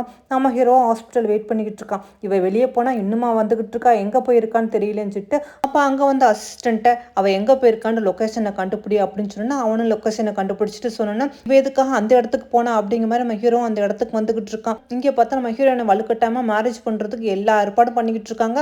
அந்த பையனோட அம்மா வந்து என் பையன்லாம் மேரேஜ் பண்ணிக்க நீ ரொம்ப கொடுத்து வச்சிருக்குன்னு, ஏதோ போனால் போதுன்னு உன்னை நாங்கள் மேரேஜ் பண்ணிக்கிறோம், நீ என்ன ரொம்ப திம்மரா பேசுகிறா வா அப்படிங்கிற மாதிரி கட்டாயப்படுத்தி இழுத்துக்கிட்டு போய் மேரேஜ் பண்ணுறதுக்காக ஏற்பாடு பண்ணிக்கிட்டு இருக்காங்க. நம்ம ஹீரோயினை விடுங்க விடுங்க, எனக்கு இந்த மேரேஜில் இன்ட்ரெஸ்டே இல்லை அப்படின்னு சொல்ல கேட்க மாட்டேங்கிறாங்க. ஆனால் மேரேஜ் பண்ணுறதுக்காக எல்லா ப்ரூஃபும் எடுத்து கொடுத்துக்கிட்டு இருக்காங்க. இது எல்லாமே இருக்குது, இவங்களுக்கு மேரேஜ் பண்ணுங்க அப்படிங்கிற மாதிரி சொன்னோன்னா அந்த பையனும் சைன் பண்ணுறான். நம்ம ஹீரோயினும் சைன் பண்ணு அப்படிங்கிற மாதிரி வலுக்கட்டாயமாக பண்ணிக்கிட்டு இருக்காங்க. நம்ம ஹீரோயின் நான் சைன் பண்ண மாட்டேன்னு சொன்னா அந்த கல்யாணம் முடிக்க போகிற மாப்பிள்ளைக்கும் கோவம் வந்துடுது. நீ என்ன தைரியம் தான், நீ என்னை எடுத்து பேசிட்டு இருப்ப, உன்னை எல்லாம் அப்படிங்கிற மாதிரி அடிக்க போகிற நேரத்தில் நம்ம ஹீரோ வந்துடுறான். நிப்பாட்டு அப்படிங்கிற மாதிரி. உடனே எல்லாம் திரும்பி பார்க்குறாங்க. நம்ம ஹீரோ தான். நம்ம ஹீரோவை பார்த்தோன்னா அந்த லூசியும் பக்கத்தில் வந்து அங்கிள் ஒன்றும் இல்லை, அம்மா தான் மேரேஜ் பண்ணி வைக்க சொன்னாங்க, அதனால தான் அக்காவுக்கு அப்படின்னு சொன்னா, நீங்கள் யார் திடீர்னு அவளுக்கு மேரேஜ் பண்ணி வைக்க, உங்களுக்கு என்ன திடீர்னு உரிமையாக அக்கறையும் வந்துச்சு, உங்கள் வேலையை பார்த்துக்கிட்டு போ, அப்படி அவன் ரொம்ப நல்ல மாப்பிள்ளையாக இருந்தால் நீனே அவனை மேரேஜ் பண்ணிக்க, உன் அக்காவுக்கு விஷயத்தில் நீங்கள் யாரும் தலையிடக்கூடாதுன்னு சொல்லிட்டு இங்கேருந்து எல்லாரும் கிளம்பி போங்க அப்படிங்கிற மாதிரி சொல்லும்போது அந்த மாப்பிள்ளை பையனும் வந்து நம்ம ஹீரோக்கு சட்டையை பிடிச்சி அதெல்லாம் சொல்ல, நீ யாருடா, உனக்கு என்னடா ரைட்ஸ் இருக்கு அப்படின்னு சொன்னா நம்ம ஹீரோ கோந்துருது. அவளெல்லாம் கையை பிடிச்சி முறிச்சு, என்ன தைரியம் தான் நீ அவளை அடிக்க போவா, அவளை சின்ன வயசுல நான் தான் வளர்த்தேன், எனக்கு தான் நிறைய ரைட்ஸ் இருக்கு, ஒழுங்கு மரியாதை இங்கேருந்து போகல அவ்வளோத்தான்னு சொல்லி எல்லாத்தையும் அடிச்சு அங்கேருந்து வரட்டு போது லூசியை பார்த்து சொல்கிறான் நம்ம ஹீரோ, இதுக்கு மேலே உன்னை நான் இங்கே பார்த்தேன் அவ்வளோதான் அப்படின்னு சொன்னா அவளும் சரி சரின்னு சொல்லிட்டு அங்கேருந்து பயந்து ஓடிறா. அதோட நம்ம ஹீரோயின் பக்கத்தில் வந்து என்னடி உனக்கு கல்யாணம் குழந்தை குடும்பம்னு வாழணும்னு ஆசை வந்துருச்சா, ஏன்னா மேரேஜுக்கு ரொம்ப இஷ்டப்பட்டு தான் இங்கே வந்திருக்கியோ அப்படிங்கிற மாதிரி கழுத்து பிடிச்சு நினச்சோன்னா நம்ம ஹீரோயின் விடுங்கன்னு சொன்னவ அப்படியே மயங்கி விழுந்துறா. உடனே விழுந்தோடனே இவனும் பார்த்து பயந்துறான். ஐயோ என்னாச்சு அப்படிங்கிற மாதிரி பயந்துறான். கழுத்தை பிடிச்சி இவனே நெருக்கிவானா, அப்புறம் இவனே ஹாஸ்பிட்டலுக்கு கூட்டிகிட்டு போய் பார்த்துக்குவானா. என்னடா ட்ராமா எடுக்கிறீங்க. அதோட நம்ம ஹீரோயினை தூக்கிக்கிட்டு நேராக வீட்டுக்கு வந்துடும். அப்போ தான் நம்ம ஹீரோயினுக்கு அப்படியே முழிப்புறுது. அப்படியே முழிச்சு பார்த்தா வீட்டில் இருக்கிற மாதிரி இருக்குது. அவளை அங்கங்கன்னு திரும்பி பார்த்துட்டு நான் அப்போ எங்கே இருக்கேன் அப்படிங்கிற மாதிரி பார்த்தா நம்ம ஹீரோ உட்காந்துக்கிட்டு இருக்கான். என்னது நீங்கள் எப்படி இங்கே, நான் எதுக்காக இங்கே வந்தேன் அப்படிங்கிற மாதிரி கேட்டோன்னா அதுக்கு நம்ம ஹீரோ இனிமேல் நீ இங்கே தான் இருக்க போகிறா, அதான் கூட்டிகிட்டு வந்துட்டு எதுக்காக என்னை இங்கே கூட்டிகிட்டு வந்தீங்க, என்னை விடுங்க நான் இங்கேருந்து போகிறேன்னு சொன்னோன்னா நம்ம ஹீரோ அவனை எங்கேயே விட முடியாது, நீ இங்கே தான் இருக்கணும் அப்படின்னு சொல்லிக்கிட்டே நம்ம ஹீரோயின் பக்கத்தில் வரான். நம்ம ஹீரோயினா உங்களுக்கு என்ன தான் வேணும், இதுக்கு மேலே என்னை என்ன டார்ச்சர் கொடுக்க போகிறீங்க, நான் என்ன தப்பு பண்ணேன் அப்படின்ட்டு அவளும் எந்திரிச்சு அங்கேருந்து போகிறா. ஆனால் நம்ம ஹீரோ விட மாட்டேங்கிறான். இனிமே அவனை விடுறதா இல்லை, நீ எப்போவுமே என்னோட அடிமையாக இந்த வீட்டில் தான் நீ இருக்கணும் அப்படிங்கிற மாதிரி சொல்லிக்கிட்டு நம்ம ஹீரோயினை போஸ்ட் பண்ணி அன்னைக்கு நைட்டு அப்படியே ஸ்டே பண்ணிடுறான். அடுத்த நாள் காலையில் தான் நம்ம ஹீரோயினுக்கு முழிப்புறுது. நம்ம ஹீரோயின் முழிச்சு பார்த்தா நம்ம ஹீரோ அப்படியே பக்கத்தில் நின்றுக்கிட்டு இருக்கான். நம்ம ஹீரோயின் அதோட முடிச்சுட்டு ஏன் என்கிட்ட இப்படிலாம் நடந்துக்கிறீங்க, உங்களுக்கு என்ன தான் வேணும் அப்படிங்கிற மாதிரி கேட்டுக்கிட்டு இருக்கா. இவனும் அப்படியே ஒன்றுமே சொல்லாமல் அப்படியே பக்கத்தில் வரான். அந்த மாதிரி சொல்லு, நீ வாயில் அடிக்கிட்டு சொல்லி அந்த பேர் யாரோட பேர் எனக்கு சொல்லணும், அவன் யார், நீ எப்படி சந்திச்சா அப்படிங்கிற மாதிரி அவனும் கோவமாக பேசணுன்னா உடனே நம்ம ஹீரோயினுக்கு கோவம் வந்துடுது. நான் என் லைஃப்பில் யாரையும் நான் லவ் பண்ணதில்லை, யாரையும் மீட் பண்ணதில்லை, நான் உங்களை ஒரே ஒரு தடவை மட்டும் தான் மீட் பண்ணிக்கிறேன். அன்றைக்கி நீங்கள் ரொம்ப ட்ரிங்க்ஸ் பண்ணியிருந்தீங்க, அப்போ நானும் ஒன்றா ஸ்டே பண்ணியிருந்தோம், அதில் வந்த குழந்தை தான் நான் வந்து ஜெயிலில் இருக்கும்போது பிறந்தேன். ஆனால் பிறந்த உடனே குழந்தை இறந்து போச்சுன்னு சொல்லிட்டாங்க. கண்ணில் கூட அந்த குழந்தைய காட்டவே இல்லை. அது உனக்கும் எனக்கும் பிறந்த குழந்தை தான். அந்த குழந்தைக்கு தான் நான் லெவின்னு சொல்லி பேர் வச்சேன். அதை சொல்லி தான் கூப்பிட்டுக்கிட்டு இருக்கான்னு சொன்னேன். நம்ம ஹீரோ நீ என்ன சொல்ற, உனக்கும் எனக்கும் குழந்தை பிறந்துச்சு, நான் எப்போ உங்களோட ஸ்டே பண்ணேன் அப்படிங்கிற மாதிரி சொன்னேன். நம்ம ஹீரோயின் நான் எது சொன்னாலும் நீங்கள் நம்ப போகிறது இல்லை, அதை பற்றி எனக்கு கவலையும் இல்லை, இனிமேல் உங்களுக்கு நம்ப வச்சுன்னு அவசியமும் இல்லை, ஏன்னா என் குழந்தை என்னை விட்டு போயிடுச்சு, எனக்கு யாருமே இல்லை அப்படிங்கிற மாதிரி அவளும் அழுதோன்னே நம்ம ஹீரோக்கு என்ன பண்ணுறதுன்னு தெரியாமல் கோவத்தில் கிளாஸை போட்டு உடைக்கிறான். நீ என்ன சொல்கிற, நீ உண்மையில் சொல்கிறதுலாம் உண்மைதானா அப்படிங்கிற மாதிரி அவனும் குழம்பி போய் கேட்க நம்ம ஹீரோயினா இதுக்கு மேலே நான் உங்கள்கிட்ட ஒன்றும் சொல்கிறதுக்கு இல்லை, நீங்கள் என்ன வேணாலும் பண்ணுங்க, ப்ளீஸ் என்னை மட்டும் இங்கேருந்து விட்டுடுங்கன்னு சொன்னோன்னா அவனும் வேகமாக அங்கேருந்து கிளம்பி போகிறான். நம்ம ஹீரோயினுக்கு என்ன பண்ணுறேன்னு தெரியாமல் பாவம் அழுதுகிட்டு இருக்கா. உனக்கு நேராக வந்து அவன் டாக்டர் கண்ணத்தில் பார்த்து ஓங்கி அறிகிறான். டே உனக்கு எல்லாமே தெரியுமா, அவள் வந்து ப்ரெக்னெண்ட்டாக இருந்தாளா, ஜெயிலில் இருக்கும்போது குழந்தை பிறந்துச்சு, அந்த குழந்தை எங்கே அது இறந்து போச்சா, உனக்கு எல்லாம் தெரியுமா, நீ ஏன் என்கிட்ட சொல்லலை அப்படிங்கிற மாதிரி நம்ம ஹீரோவும் கேட்குறான். அதுக்கு டாக்டரும் சொல்கிறான், ஆமாம் அவன்கிட்ட சொன்னால் மட்டும் நீ என்ன செய்ய போகிறா, அந்த குழந்தைய எப்படி இருந்தாலும் சாவடிக்க போகிறா, நீ என்ன ஈவிரக்கம் காட்டி அவளை திரும்ப பெயிலில் எடுக்கவா போகிறா, அதான் சொல்லலை, அவள் மேலே தான் உனக்கு எந்த ஒரு அக்கறையுமே இல்லையே, ஜெயிலில் போனாலே அதுக்கப்புறம் அவள் என்ன ஆனா ஏதானா அவள் எப்படி இருக்கா நீ எப்போவாவது பார்த்துருக்கியா அப்படிங்கிற மாதிரி கேட்டோன்னா நம்ம ஹீரோவா இந்த உண்மையெல்லாம் நானே கண்டுபிடிக்கிறேன், அந்த குழந்தைக்கு அப்போ உண்மையில யார் என்ன, அந்த குழந்தை உயிரோடு இருந்துச்சா இல்லையாண்டு நான் கவனிச்சுக்கிறேன்னு சொல்லிட்டு அவனும் அங்கேருந்து கிளம்பி நேராக வரான். திரும்ப நம்ம ஹீரோயினை மீட் பண்ண தான் வரான். மறுபடியும் நம்ம ஹீரோயின்கிட்ட கேட்குறான், சியா நீ உண்மையை சொல்லு, நீ சொல்கிறது எதுவுமே பொய்யில்லை, ஏன்னா எனக்கு எதுவுமே ஞாபகம் இல்லை, உண்மையை சொல்லு, நான் அவங்க கூட ஸ்டே பண்ணானா அப்படிங்கிற மாதிரி. அதுக்கு நம்ம ஹீரோயின், ஆமாம் நீங்கள் தான் என்னோட ஸ்டே பண்ணீங்க, உனக்கும் எனக்கு தான் சேர்ந்து குழந்தை பிறந்துச்சு, ஆனால் இப்போ எதுக்கு அதை திரும்ப திரும்ப கேட்குறீங்க, அதெல்லாம் ஒரு முடிஞ்சு போனது, இனிமேல் நம்மளுக்குள்ளே எதுவுமே இல்லை, இப்போ தான் ஜெனியை வந்து கண் முழிச்சிட்டால, நீங்கள் அவளை மேரேஜ் பண்ணிக்கிட்டு சந்தோஷமாக இருங்க, என்னை விட்டுடுங்க, நான் உங்களை விட்டுட்டு போயிடறேன், உங்கள்கிட்ட நான் கடைசியாக ஒன்று மட்டும் கேட்குறேன், ப்ளீஸ் என்னை விடுங்க, இங்கேருந்து விடுங்க அப்படிங்கிற மாதிரி சொன்னோன்னா நம்ம ஹீரோவை எல்லா உண்மையும் தெரியற வரைக்கும் நீ இங்கேருந்து போக முடியாது, நீ இங்கே தான் இருந்தாகணும் அப்படின்னு சொன்னோன்னா நம்ம ஹீரோயின் இதுக்கு மேலே நீங்கள் உண்மையெல்லாம் தெரிஞ்சு என்ன செய்ய போகிறீங்க, அதெல்லாம் எல்லாம் முடிஞ்சு போயிடுச்சு, இனிமேல் ஒன்றும் இல்லை, ப்ளீஸ் என்னை மட்டும் இங்கேருந்து அனுப்பிடுங்க, அது மட்டும் செஞ்சாலே போதும் அப்படின்னு சொன்னோன்னா நம்ம ஹீரோவா எதுவும் அவ்வளோ சீக்கிரமாக விட மாட்டேன், உண்மை என்னென்னு நான் கண்டுபிடிக்கிற வரைக்கும் நீ இங்கே தான் இருக்கணும் அப்படின்னு சொல்லிட்டு அவனும் அங்கேருந்து போகிறான்னா நம்ம ஹீரோயினுக்கும் ஒன்றும் புரியலை, இனிமேல் உண்மையை தெரிஞ்சு என்ன செய்ய போகிறான், நான் பட்ட கஷ்டமெல்லாம் சரியாக போயிடுமா அப்படிங்கிற மாதிரி அவளும் யோசனை பண்ணிக்கிட்டு இருக்கா. இங்கே நம்ம ஹீரோவும் வந்து அவங்க அசிஸ்டண்ட் கால் பண்ணி ஜெயிலில் என்ன நடந்துச்சு, உண்மையிலேயே சியா சொல்கிறது எந்த அளவுக்கு உண்மைன்னு எனக்கு கண்டுபிடிச்ச உடனே சொல்லுங்கன்னு சொல்லிக்கிட்டு இருக்கான். இதுக்கு மேலே உண்மையை தெரிஞ்சு என்ன செய்ய போகிறானா, அவள் தான் பாவம் எல்லா கஷ்டமும் பட்டுட்டாளே, இதுக்கு பிறகு என்ன இருக்குது அவள் படுறதுக்கு. இந்த மாதிரி நேரத்தில் தான் நம்ம ஹீரோயினுக்கு கால் வருது. பார்த்தா ஹாஸ்பிட்டலில் தான் டாக்டர் பேசுகிறாரு, உங்கள் அப்பா கண் முழிச்சிட்டா உடனே சீக்கிரம் வா அப்படின்னு சொன்னோன்னே இதை கேட்டு நம்ம ஹீரோயின் சந்தோஷத்தில் ஓடி வர, என்னது எங்கள் அப்பா முழிச்சிட்டாங்களா அப்படின்னு சொன்னோன்னா பார்த்தா அவங்க அப்பா முழிச்சிட்டாங்க. இதை பார்த்து நம்ம ஹீரோயினுக்கு சந்தோஷம் தாங்க முடியல. அப்பா நீங்கள் கண் முழிச்சிட்டிங்களா, உங்களுக்கு எல்லாம் சரியாச்சு அப்படின்னு சொல்லும்போது டாக்டர் ஆமாம் ஆமாம் அவங்க கண் முழிச்சிட்டாங்க, இன்னும் எந்த ஒரு பிரச்சனையும் இல்லை, ஒன் வீக் மட்டும் இங்கே ஸ்டே பண்ணிவிட்டு அப்புறமா நீங்கள் வீட்டுக்கு கூட்டிகிட்டு போயிடலான்னு சொல்லிட்டு டாக்டர் அங்கேருந்து போனோன்னா நம்ம ஹீரோயின் ரொம்ப சந்தோஷப்படுறா. அப்பா இப்போ உங்களுக்கு ஒன்றும் இல்லை, இங்கே நல்லா இருக்கீங்களே, நம்ம ஒரு வாரத்தில் இங்கேருந்து கிளம்பி போயிடலாம்ப்பா, நம்ம சொந்த ஊருக்கே போயிடலாம், அங்கே நம்ம நிம்மதியாக சந்தோஷமாக வாழலாம்ப்பா, எனக்கு ரொம்ப சந்தோஷமாக இருக்குது அப்படிங்கிற மாதிரி நம்ம ஹீரோயின் சொல்லும்போது உங்கள் அப்பாவும் ஆமாம்மா என் பொண்ணுக்கு நான் மேரேஜ் குழந்தை குட்டி பேரெல்லாம் நானும் பார்க்கணும், உனக்காகத்தான் நான் இருக்கேன் அப்படிங்கிற மாதிரி அவங்க அப்பாவும் சந்தோஷப்படுறாங்க. அவங்க அப்பாவோட உடம்பு நாளுக்கு நாள் கொஞ்சம் கொஞ்சமாக நல்லபடியாக ரிகவர் ஆகிட்டு வருது. நம்ம ஹீரோயினுமே பக்கத்துலேயே இருந்து கவனிச்சிக்கிட்டு இருக்கா. அப்போ தான் அவள் அப்பா கூட்டிக்கிட்டு அப்படி போய்கிட்டு இருக்கும்போது அவங்க அப்பா சொல்கிறாங்க, எனக்கு ரெட் பீன்ஸ் பன் சாப்பிடணும் போல் ஆசையாக இருக்குமா சொல்லுன்னா, அப்பா என்னது பண்ணா அப்படிங்கிற மாதிரி கேட்குற. ஆமாம்மா சாப்பிட்டு ரொம்ப வருஷமாச்சுல, எனக்கு சாப்பிடணும் போல் இருக்குது அப்படின்னு சொன்னா, சரி இப்போ நான் பக்கத்தில் எங்கேயாவது இருக்கான்னு பார்த்து வாங்கிட்டு வரேன், நீங்கள் இங்கேயே இருங்கன்னு சொல்லிட்டு நம்ம ஹீரோயினை பன் வாங்குறதுக்காக வெளியே போகிறா. அப்போ அந்த ஜெனியை வந்தவ அப்படியே நம்ம ஹீரோயினை பார்த்துட்டு, உனக்கு எல்லாம் திரும்ப கிடைக்குதா, நான் விட்டுருவானா என்ன, உனக்கு நிச்சயமாக எதுவுமே உனக்கு கிடைக்க விட மாட்டேன்னு சொல்லிட்டு அவங்க அப்பா அப்படி வீல் சேரில் போயிட்டு இருக்காங்க. ஆனால் இவர் வந்து வீல் சேரை தள்ளிக்கிட்டு போகிற அவங்க அப்பா யாருன்னு கேட்டோன்னா அப்படி வாயை முடியறா. சாரி அங்கிள் என்னை மன்னிச்சிருங்க, எனக்கு உங்கள் மேலே எந்த ஒரு வருத்தமும் இல்லை, ஆனால் உங்கள் பொண்ணு தான் அப்படின்னு சொல்லிட்டு டக்குன்னு பாவம் அவர் மாடியிலேருந்து தள்ளி விட்டுறாளா. அவரும் படியிலேருந்து உருண்டு அப்படி தலை அடித்து பாவம் அங்கேயே இறந்து போயார் போல இருக்குது. இவளும் ரொம்ப சந்தோஷப்பட்டுக்கிட்டு நீ நிம்மதியாக நான் அவனை வாழ விட மாட்டேன் சியா அப்படின்னு சொல்லிட்டு அவளும் அங்கேருந்து போகிறா. அவர் நம்ம ஹீரோயினும் கேக் வாங்கிட்டு வந்து பார்க்குறா. அவங்க அப்பாவை காணோம், எங்கடா அப்பாவை காணோம்னு சொல்லிட்டு இவன் அங்கங்கன்னு சொல்லிட்டு ஒருவேளை ரூமுக்கு போயிருப்பாரோ அப்படின்னு சொல்லிட்டு சரின்னு ரூமுக்கு வந்து பார்க்குறா. பார்த்தா ஒயிட் போர்வையெல்லாம் அப்படி மூடின அப்புறம் இருக்குது. என்னது இப்படி மூடி இருக்குது, இது யார் அப்படின்னு சொல்லிட்டு அப்படியே வந்து மெதுவாக பயந்துக்கிட்டே அந்த போர்வையை விளக்கி பார்க்குறா. பார்த்தா பார்த்தா அது அவங்க அப்பா தான். இதை பார்த்தோன்னா அவளால் தாங்கிக்கவே முடியல. அப்பா என்னாச்சு, நீங்கள் நல்லா தானே இருந்தீங்க, எதுக்காக இப்படி இருக்கீங்க, அப்பா விளாடுதீங்கப்பா, எனக்கு ரொம்ப பயமாக இருக்குது, போதும்ப்பா எனக்கு ரொம்ப பயமாக இருக்குது, எந்திரிங்க எந்திரிங்கன்னு நம்ம ஹீரோயின் கத்திரிக்கிட்ட அவங்க அப்பா அப்படி எழுப்புறா. ஆனால் அவங்க அப்பா தான் பாவம் இறந்து போயிட்டாங்களா, அப்பா என்னை விட்டுட்டு போயிடாதீங்கப்பா, என்னப்பா ஆச்சு உங்களுக்கு அப்படிங்கிற மாதிரி நம்ம ஹீரோயின் கதறி எழுதுகிட்டு இருக்கும்போது நம்ம ஹீரோவும் வந்தோடனே நம்ம ஹீரோயின் சொல்கிறா, நல்லா தான் இருந்தாங்க அப்பா, நான் அவருக்காக கேக்கு தான் வாங்க போனேன், அதுக்குள்ளே என்னாச்சு, எங்கள் அப்பா எப்படி இறந்து போனாங்க, என்னால் நம்பவே முடியலன்ட்டு. அப்போ தான் டாக்டர் சொல்கிறார், உங்கள் அப்பா வந்து படியிலேருந்து கீழே விழுந்துட்டாங்கன்னு. அது எப்படி திடீர்னு படியிலேருந்து கீழே விழுவாங்க, எனக்கு தெரியலையே, எனக்கு என்ன நடந்துச்சுன்னு தெரியலையே அப்படிங்கிற மாதிரி நம்ம ஹீரோயின் பாவம் அப்படியே அழுதுகிட்டே இருந்தவன் அப்படியே மயங்கி விழுந்தோன்னே நம்ம ஹீரோவும் அதோட நம்ம ஹீரோயினை தூக்கிக்கிட்டு வீட்டுக்கு வந்துடும். அதோட நம்ம ஹீரோவும் வீட்டுக்கு கூட்டிகிட்டு வந்து நம்ம ஹீரோயினை படுக்க போட்டுட்டு அப்போ தான் அவங்க அசிஸ்டன்ட் கூப்பிட்டு உண்மையிலேயே சியாவோட அப்பாவுக்கு என்ன நடந்துச்சு, எப்படி இறந்து போனான்னு உடனே எனக்கு கண்டுபிடி, சிசிடிவி ஃபுட்டேஜை எனக்கு எடுத்து கொடுன்னு சொன்னா அவங்க அசிஸ்டன்ட் சரி சார் அப்படின்னு சொல்லிட்டு அவரும் அங்கேருந்து போனோன்னா அப்போ நம்ம ஹீரோயின்கிட்ட சொல்லிக்கிட்டு இருக்கான், சியா நீ எதுக்கும் கவலைப்படாத, நான் உனக்கு இருக்கேன், இனிமே உன்னை நல்லபடியாக பார்த்துக்குவேன், நீ எதுக்கும் கவலைப்படாத அப்படின்னு சொல்லிட்டு நம்ம ஹீரோ அங்கேருந்து போகிறான். நம்ம ஹீரோயின் கண்ணிலேருந்து அப்படியே கண்ணீர் வந்துகிட்டு இருக்குது. அதோட நம்ம ஹீரோயின் வெளியே போயிட்டு வீட்டுக்கு வந்து பார்க்குறான். பார்த்தா ரூமில் நம்ம ஹீரோயின் இல்லை. இவனும் அங்கே எங்கேன்னு தேடிட்டு இப்படி பாத்ரூமுக்கு வந்து பார்க்குறான்.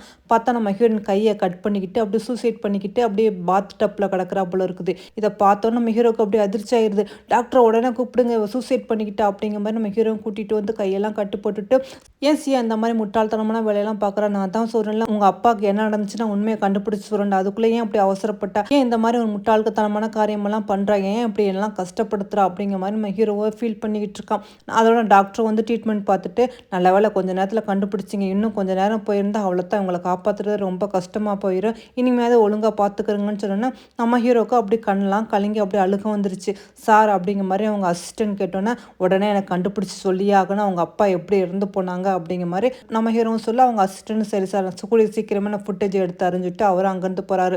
பார்த்தா நம்ம ஹீரோயினுக்கு 2-3 நாளாகி முழிப்பே வரல போல இருக்குது.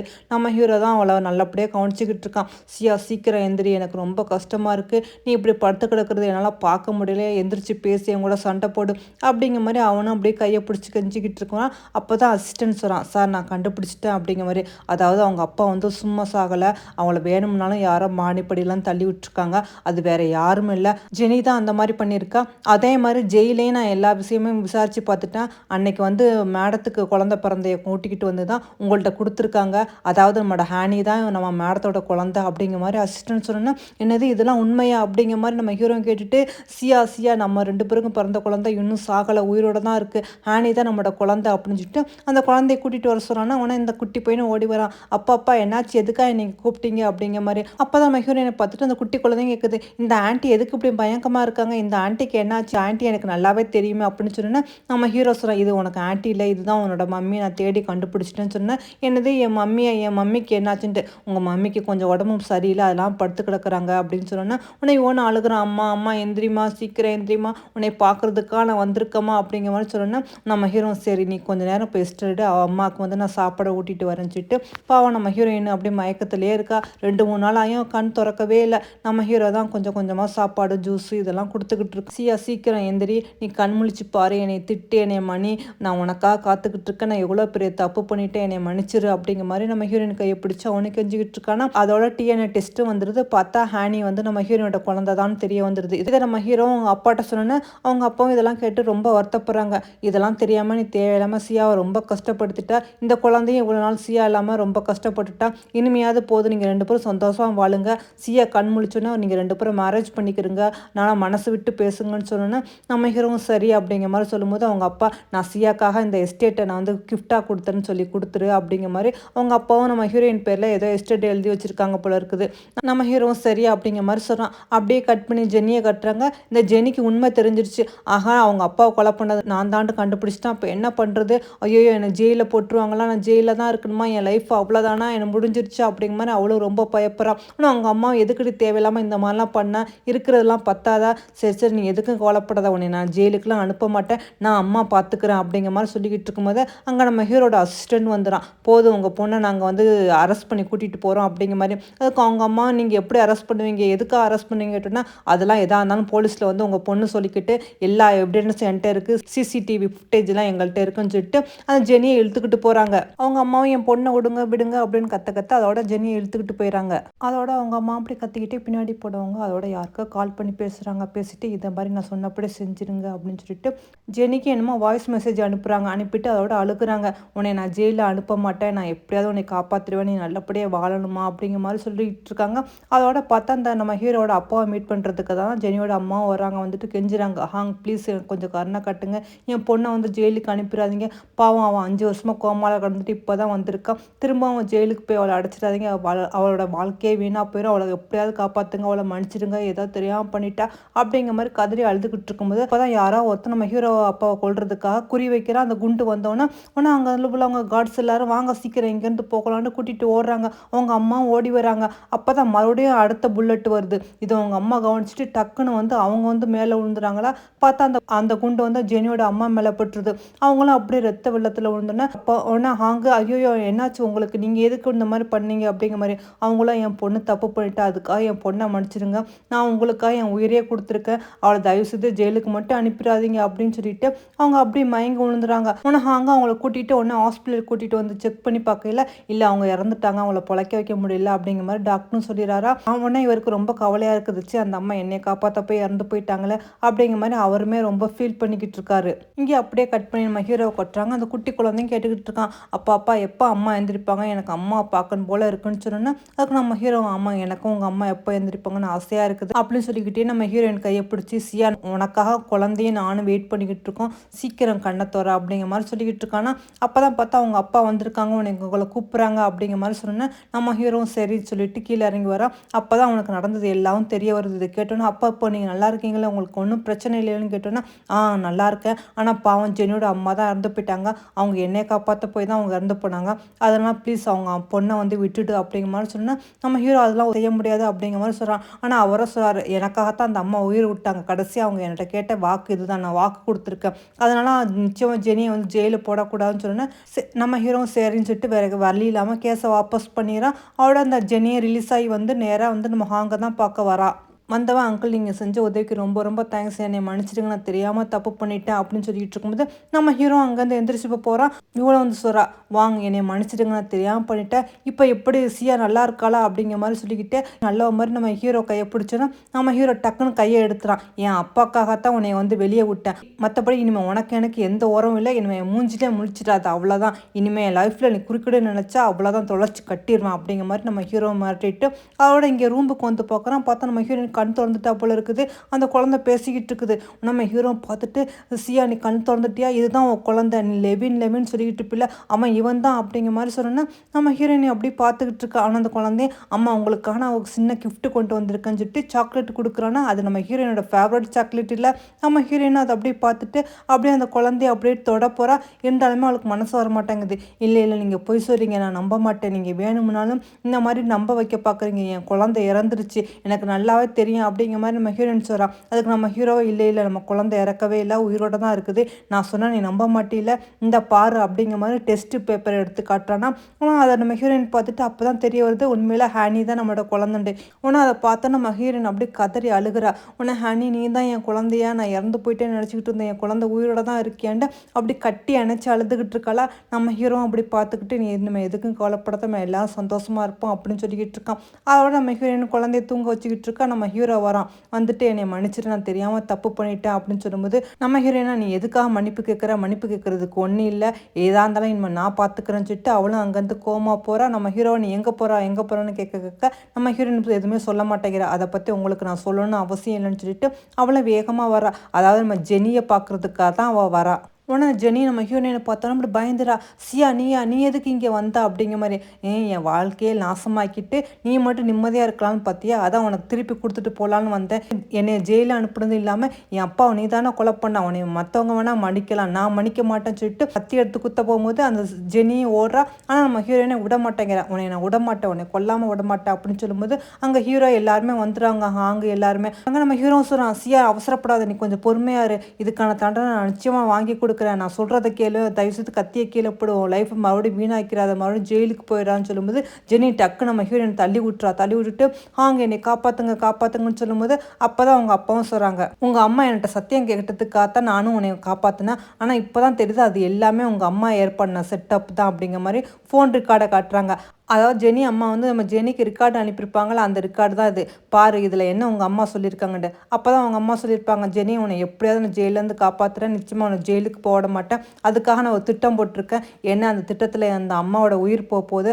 அப்போ தான் என்னை நம்புவாங்க. எனக்கு வேறு வழி இல்லை அப்படின்னு சொல்லிட்டு அவங்க அம்மா தான் வேணும்னாலும் ஆளை ஏற்பாடு பண்ணி ஆங்க வந்து கொலை பண்ணுற மாதிரி பண்ண சொல்லி அதில் அவங்க வேணும்னாலும் வந்து விழுந்திருப்பாங்க. அந்த குண்டடி உங்க மேலே பட்டு இறந்துருப்பாங்க. ஆனால் இவங்களும் எங்கள் பொண்ணை காப்பாற்றுங்க அப்படிங்கிற மாதிரி சத்தியம் வாங்கிக்கிட்டு இறந்து போயிருப்பாரு. இதுதான் நடந்திருக்கும். இதெல்லாம் ஜெனிட்ட ஏற்கனவே சொல்லிட்டு தான் இருப்பாங்க. இந்த ரெக்கார்டை கேட்டப்போ தான் எல்லா உண்மையும் தெரியுது. என்னை ஷூட் பண்ணவங்க யாருன்னு நாங்கள் விசாரிக்கும் போது அப்போ தான் எல்லா உண்மையும் தெரிய வந்துச்சு. இதெல்லாம் உங்கள் அம்மா தான் ஏற்பாடு பண்ணியிருக்காங்கன்னு சொன்னால் நம்ம ஹீரோவும் சொல்கிறான், உங்கள் அம்மா வேணும்னாலும் இந்த நாடகத்தை நடத்தி அவங்க உயிரை கொடுத்து உன்னையை காப்பாற்றிருக்காங்க. நானும் அதனால தான் எங்கள் அப்பா சொன்னதுக்காக உன்னை ஜெயிலேருந்து நான் வெளியில் எடுத்தேன், கேஸை வாபஸ் வாங்கினேன். ஆனால் இது எல்லாமே திட்டப்பட்ட நாடகம் அப்படிங்கிற மாதிரி நம்ம ஹீரோவும் சொல்கிறான். அதுக்கு ஹாங்கும் சொல்கிறான், ஆமாம் நானும் அந்த அம்மா உண்மையிலே என்னை காப்பாற்றினாங்கன்னு நினச்சேன். ஆனால் இதெல்லாம் வேணும்னாலும் ஏற்பாடு பண்ணியிருக்காங்க. அதனால் கண்டிப்பாக உன்னை மன்னிக்கவே முடியாது. நீ பண்ண தப்புக்கு உனக்கு தண்டனை உண்டு அப்படிங்கிற மாதிரி சொன்னேன். ஆனால் இதெல்லாம் ஜெனி கேட்டுக்கிட்டு அழுதுகிட்டு இருக்கா, என்னை விட்டுடுங்க, என்னை மன்னிச்சிடுங்க அப்படிங்கிற மாதிரி. இனிமேல் உன்னை மன்னிக்க முடியாது. நீ இதுக்கெல்லாம் வந்து போலீஸில் போய் அனுபவிக்கணும். உன் வாழ்க்கையை ஜெயிலில் கழிச்சாதான் இதெல்லாம் சரியாக வரும் அப்படின்னு சொல்லிட்டு ஃபோனை தூக்கி கொடுத்தோன்னா இவளும் அப்படி அழுகிற, அம்மா நீ கொடுத்த உயிர் வேஸ்ட்டாக போச்சம்மா, நான் இப்போ ஜெயிலுக்கு போகிறேன்னு சொன்னோன்னா அவளை இழுத்துக்கிட்டு ஜெயிலுக்கு போகிறாங்க. அதோட நம்ம ஹீரோயின்ட்ட வந்து நீ ஏதாவது தப்பு பண்ணியிருந்தா என்ன ஆயிருக்கு, மறுபடியும் ஏதாவது நடந்தால் என்னால் தாங்கிக்கவே முடியாது, நீ எதுக்கும் கவலைப்படாதுன்னு சொல்லிக்கிட்டு இருக்கான். நம்ம ஹாங்கும் சொல்கிறாங்க, நீங்கள் 2 பேரும் கொஞ்சம் நேரம் மனசு விட்டு பேசுங்க, நீங்கள் 2 பேரும் கூடிய சீக்கிரமாக மேரேஜ் பண்ணிக்கிறதா நல்லது அப்படின்னு சொன்னோன்னா நம்ம ஹீரோயினை எதுவுமே சொல்லாமல் அங்கேருந்து கிளம்பி போய்கிட்டு இருக்கா. நம்ம ஹீரோ சியா என்னை மன்னிச்சிருன்னு சொல்லிக்கிட்டு இருக்கா. அதோட நம்ம ஹீரோயின் நம்ம குழந்தைய பார்க்குறதுக்காக வந்தோடனே அந்த குழந்தைய, அம்மா நீங்கள் எங்கே போனீங்க, நான் உங்களை தேடிக்கிட்டே இருந்தேன், நான் ரொம்ப பயந்துட்டேன்னு சொன்னோன்னா அதுக்கு நம்ம ஹீரோயின் சொல்கிறா, இனிமே உன்னை விட்டுட்டு நான் எங்கேயும் போக மாட்டேன், நம்ம 2 பேரும் இங்கேருந்து வேறு ஊருக்கு போகலாம் வா அப்படிங்கிற மாதிரி குழந்தைய கூட்டிகிட்டு அங்கேருந்து போகிறாளா. அப்போ நம்ம ஹீரோவும் வந்துட்டு, சியா நீ எங்கே போகிறா, எதுக்காக என்னை விட்டுட்டு போகிறா, ப்ளீஸ் என்னை மன்னிச்சிரு, நான் தெரியாமல் தப்பு பண்ணிட்டேன் அப்படிங்கிற மாதிரி அவனு சொன்னோன்னா நம்ம ஹீரோயின் கேட்குறா, ஓ அப்படியே உங்களை மன்னிக்க சொல்கிறீங்களா, சரி நானும் மன்னிச்சிடறேன். ஆனால் நான் 5 வருஷம் தான் ஜெயிலில் கஷ்டப்பட்டேன்னு, அந்த வாழ்க்கையை உங்களால் திருப்பி தர முடியுமா, என் குழந்தை இறந்துருச்சுன்னு நினச்சி நான் ஒவ்வொரு நாள் நைட்லாம் அழுதுனேன், அந்த அழுகையை உங்களால் திருப்பி தர முடியுமா, எங்கள் அப்பா அநியாயத்துக்கு இறந்து போனாங்களே அந்த அப்பா உங்களால் திருப்பி தர முடியுமா, இப்படிலாம் பண்ணுங்க, நான் உங்களை வேணால் மன்னிச்சிடுன்னு சொன்னோன்னா நம்ம ஹீரோ, நான் பெரிய தப்பு பண்ணிட்டேன், என்னை மன்னிச்சிட்டு, நான் உன்னை மேரேஜ் பண்ணிக்க ஆசைப்பட்றேன் அப்படிங்கிற மாதிரி ரிங் எடுத்து காட்டுறான். ரிங்கை என்ன பாக்கெட்லேயே வச்சுக்கிட்டு அலையிறான் போல் இருக்குது. உடனே நம்ம ஹீரோயினா, உன்னை மேரேஜ் பண்ணிக்கிட்டு வாழலாம் என்னால் முடியாது, கண்டிப்பாக நீ செஞ்ச ஒவ்வொரு கொடுமையும் என்னால் மன்னிக்கவும் முடியாது, மறக்கவும் முடியாது, என்னை மன்னிச்சிடு அப்படிங்கிற மாதிரி சொல்லிட்டு குழந்தைய கூட்டிகிட்டு அங்கேருந்து போகிறா. நம்ம ஹீரோவை கதறி அழுகிறான், நீ குழந்தையும் இல்லாமல் என்னால் வாழவே முடியாது, என்னை மன்னிச்சிடு, ஒரே ஒரு சான்ஸ் கொடு அப்படிங்கிற மாதிரி. ஆனால் நம்ம ஹீரோயினை இதெல்லாம் கண்டுக்கவே மாட்டேங்கிறான். குழந்தைய கூட்டிகிட்டு அங்கேருந்து போய்கிட்டு இருக்கா. உடனே குழந்தையும் கேட்குது, அம்மா நம்ம இப்போ எங்கே போகிறோம் அப்படிங்கிற மாதிரி கேட்டோன்னே அதுக்கு நம்ம ஹீரோயின் சொல்கிறா, நம்ம நிம்மதியாக சந்தோஷமாக சுதந்திர காற்றை வந்து நம்ம வந்து சுவாசிக்க போகிறோம், யாரோட கட்டுப்பாட்டுக்குள்ளேயும் இனிமேல் நம்ம இருக்க மாட்டோம் அப்படிங்கிற மாதிரி நம்ம ஹீரோயின் சொல்லிக்கிட்டே குழந்தைய கூட்டிகிட்டு அங்கேருந்து கிளம்பி போகிறோம். ஹீரோயின் எடுத்த முடிவு ரொம்ப கரெக்டான முடிவுன்னு தான் நானும் நினைக்கிறேன். நீங்கள் என்ன நினைக்கிறீங்க கமெண்ட் பாக்ஸில் கமெண்ட் பண்ணுங்கள். இந்த ட்ராமாவை பிடிச்சிருந்தா மறந்துடாமல் லைக் பண்ணிக்கிறீங்க. இது வரைக்கும் சப்ஸ்கிரைப் பண்ணாட்டி சப்ஸ்கிரைப் பண்ணிக்கிறீங்க ஃப்ரெண்ட்ஸ். Okay bye.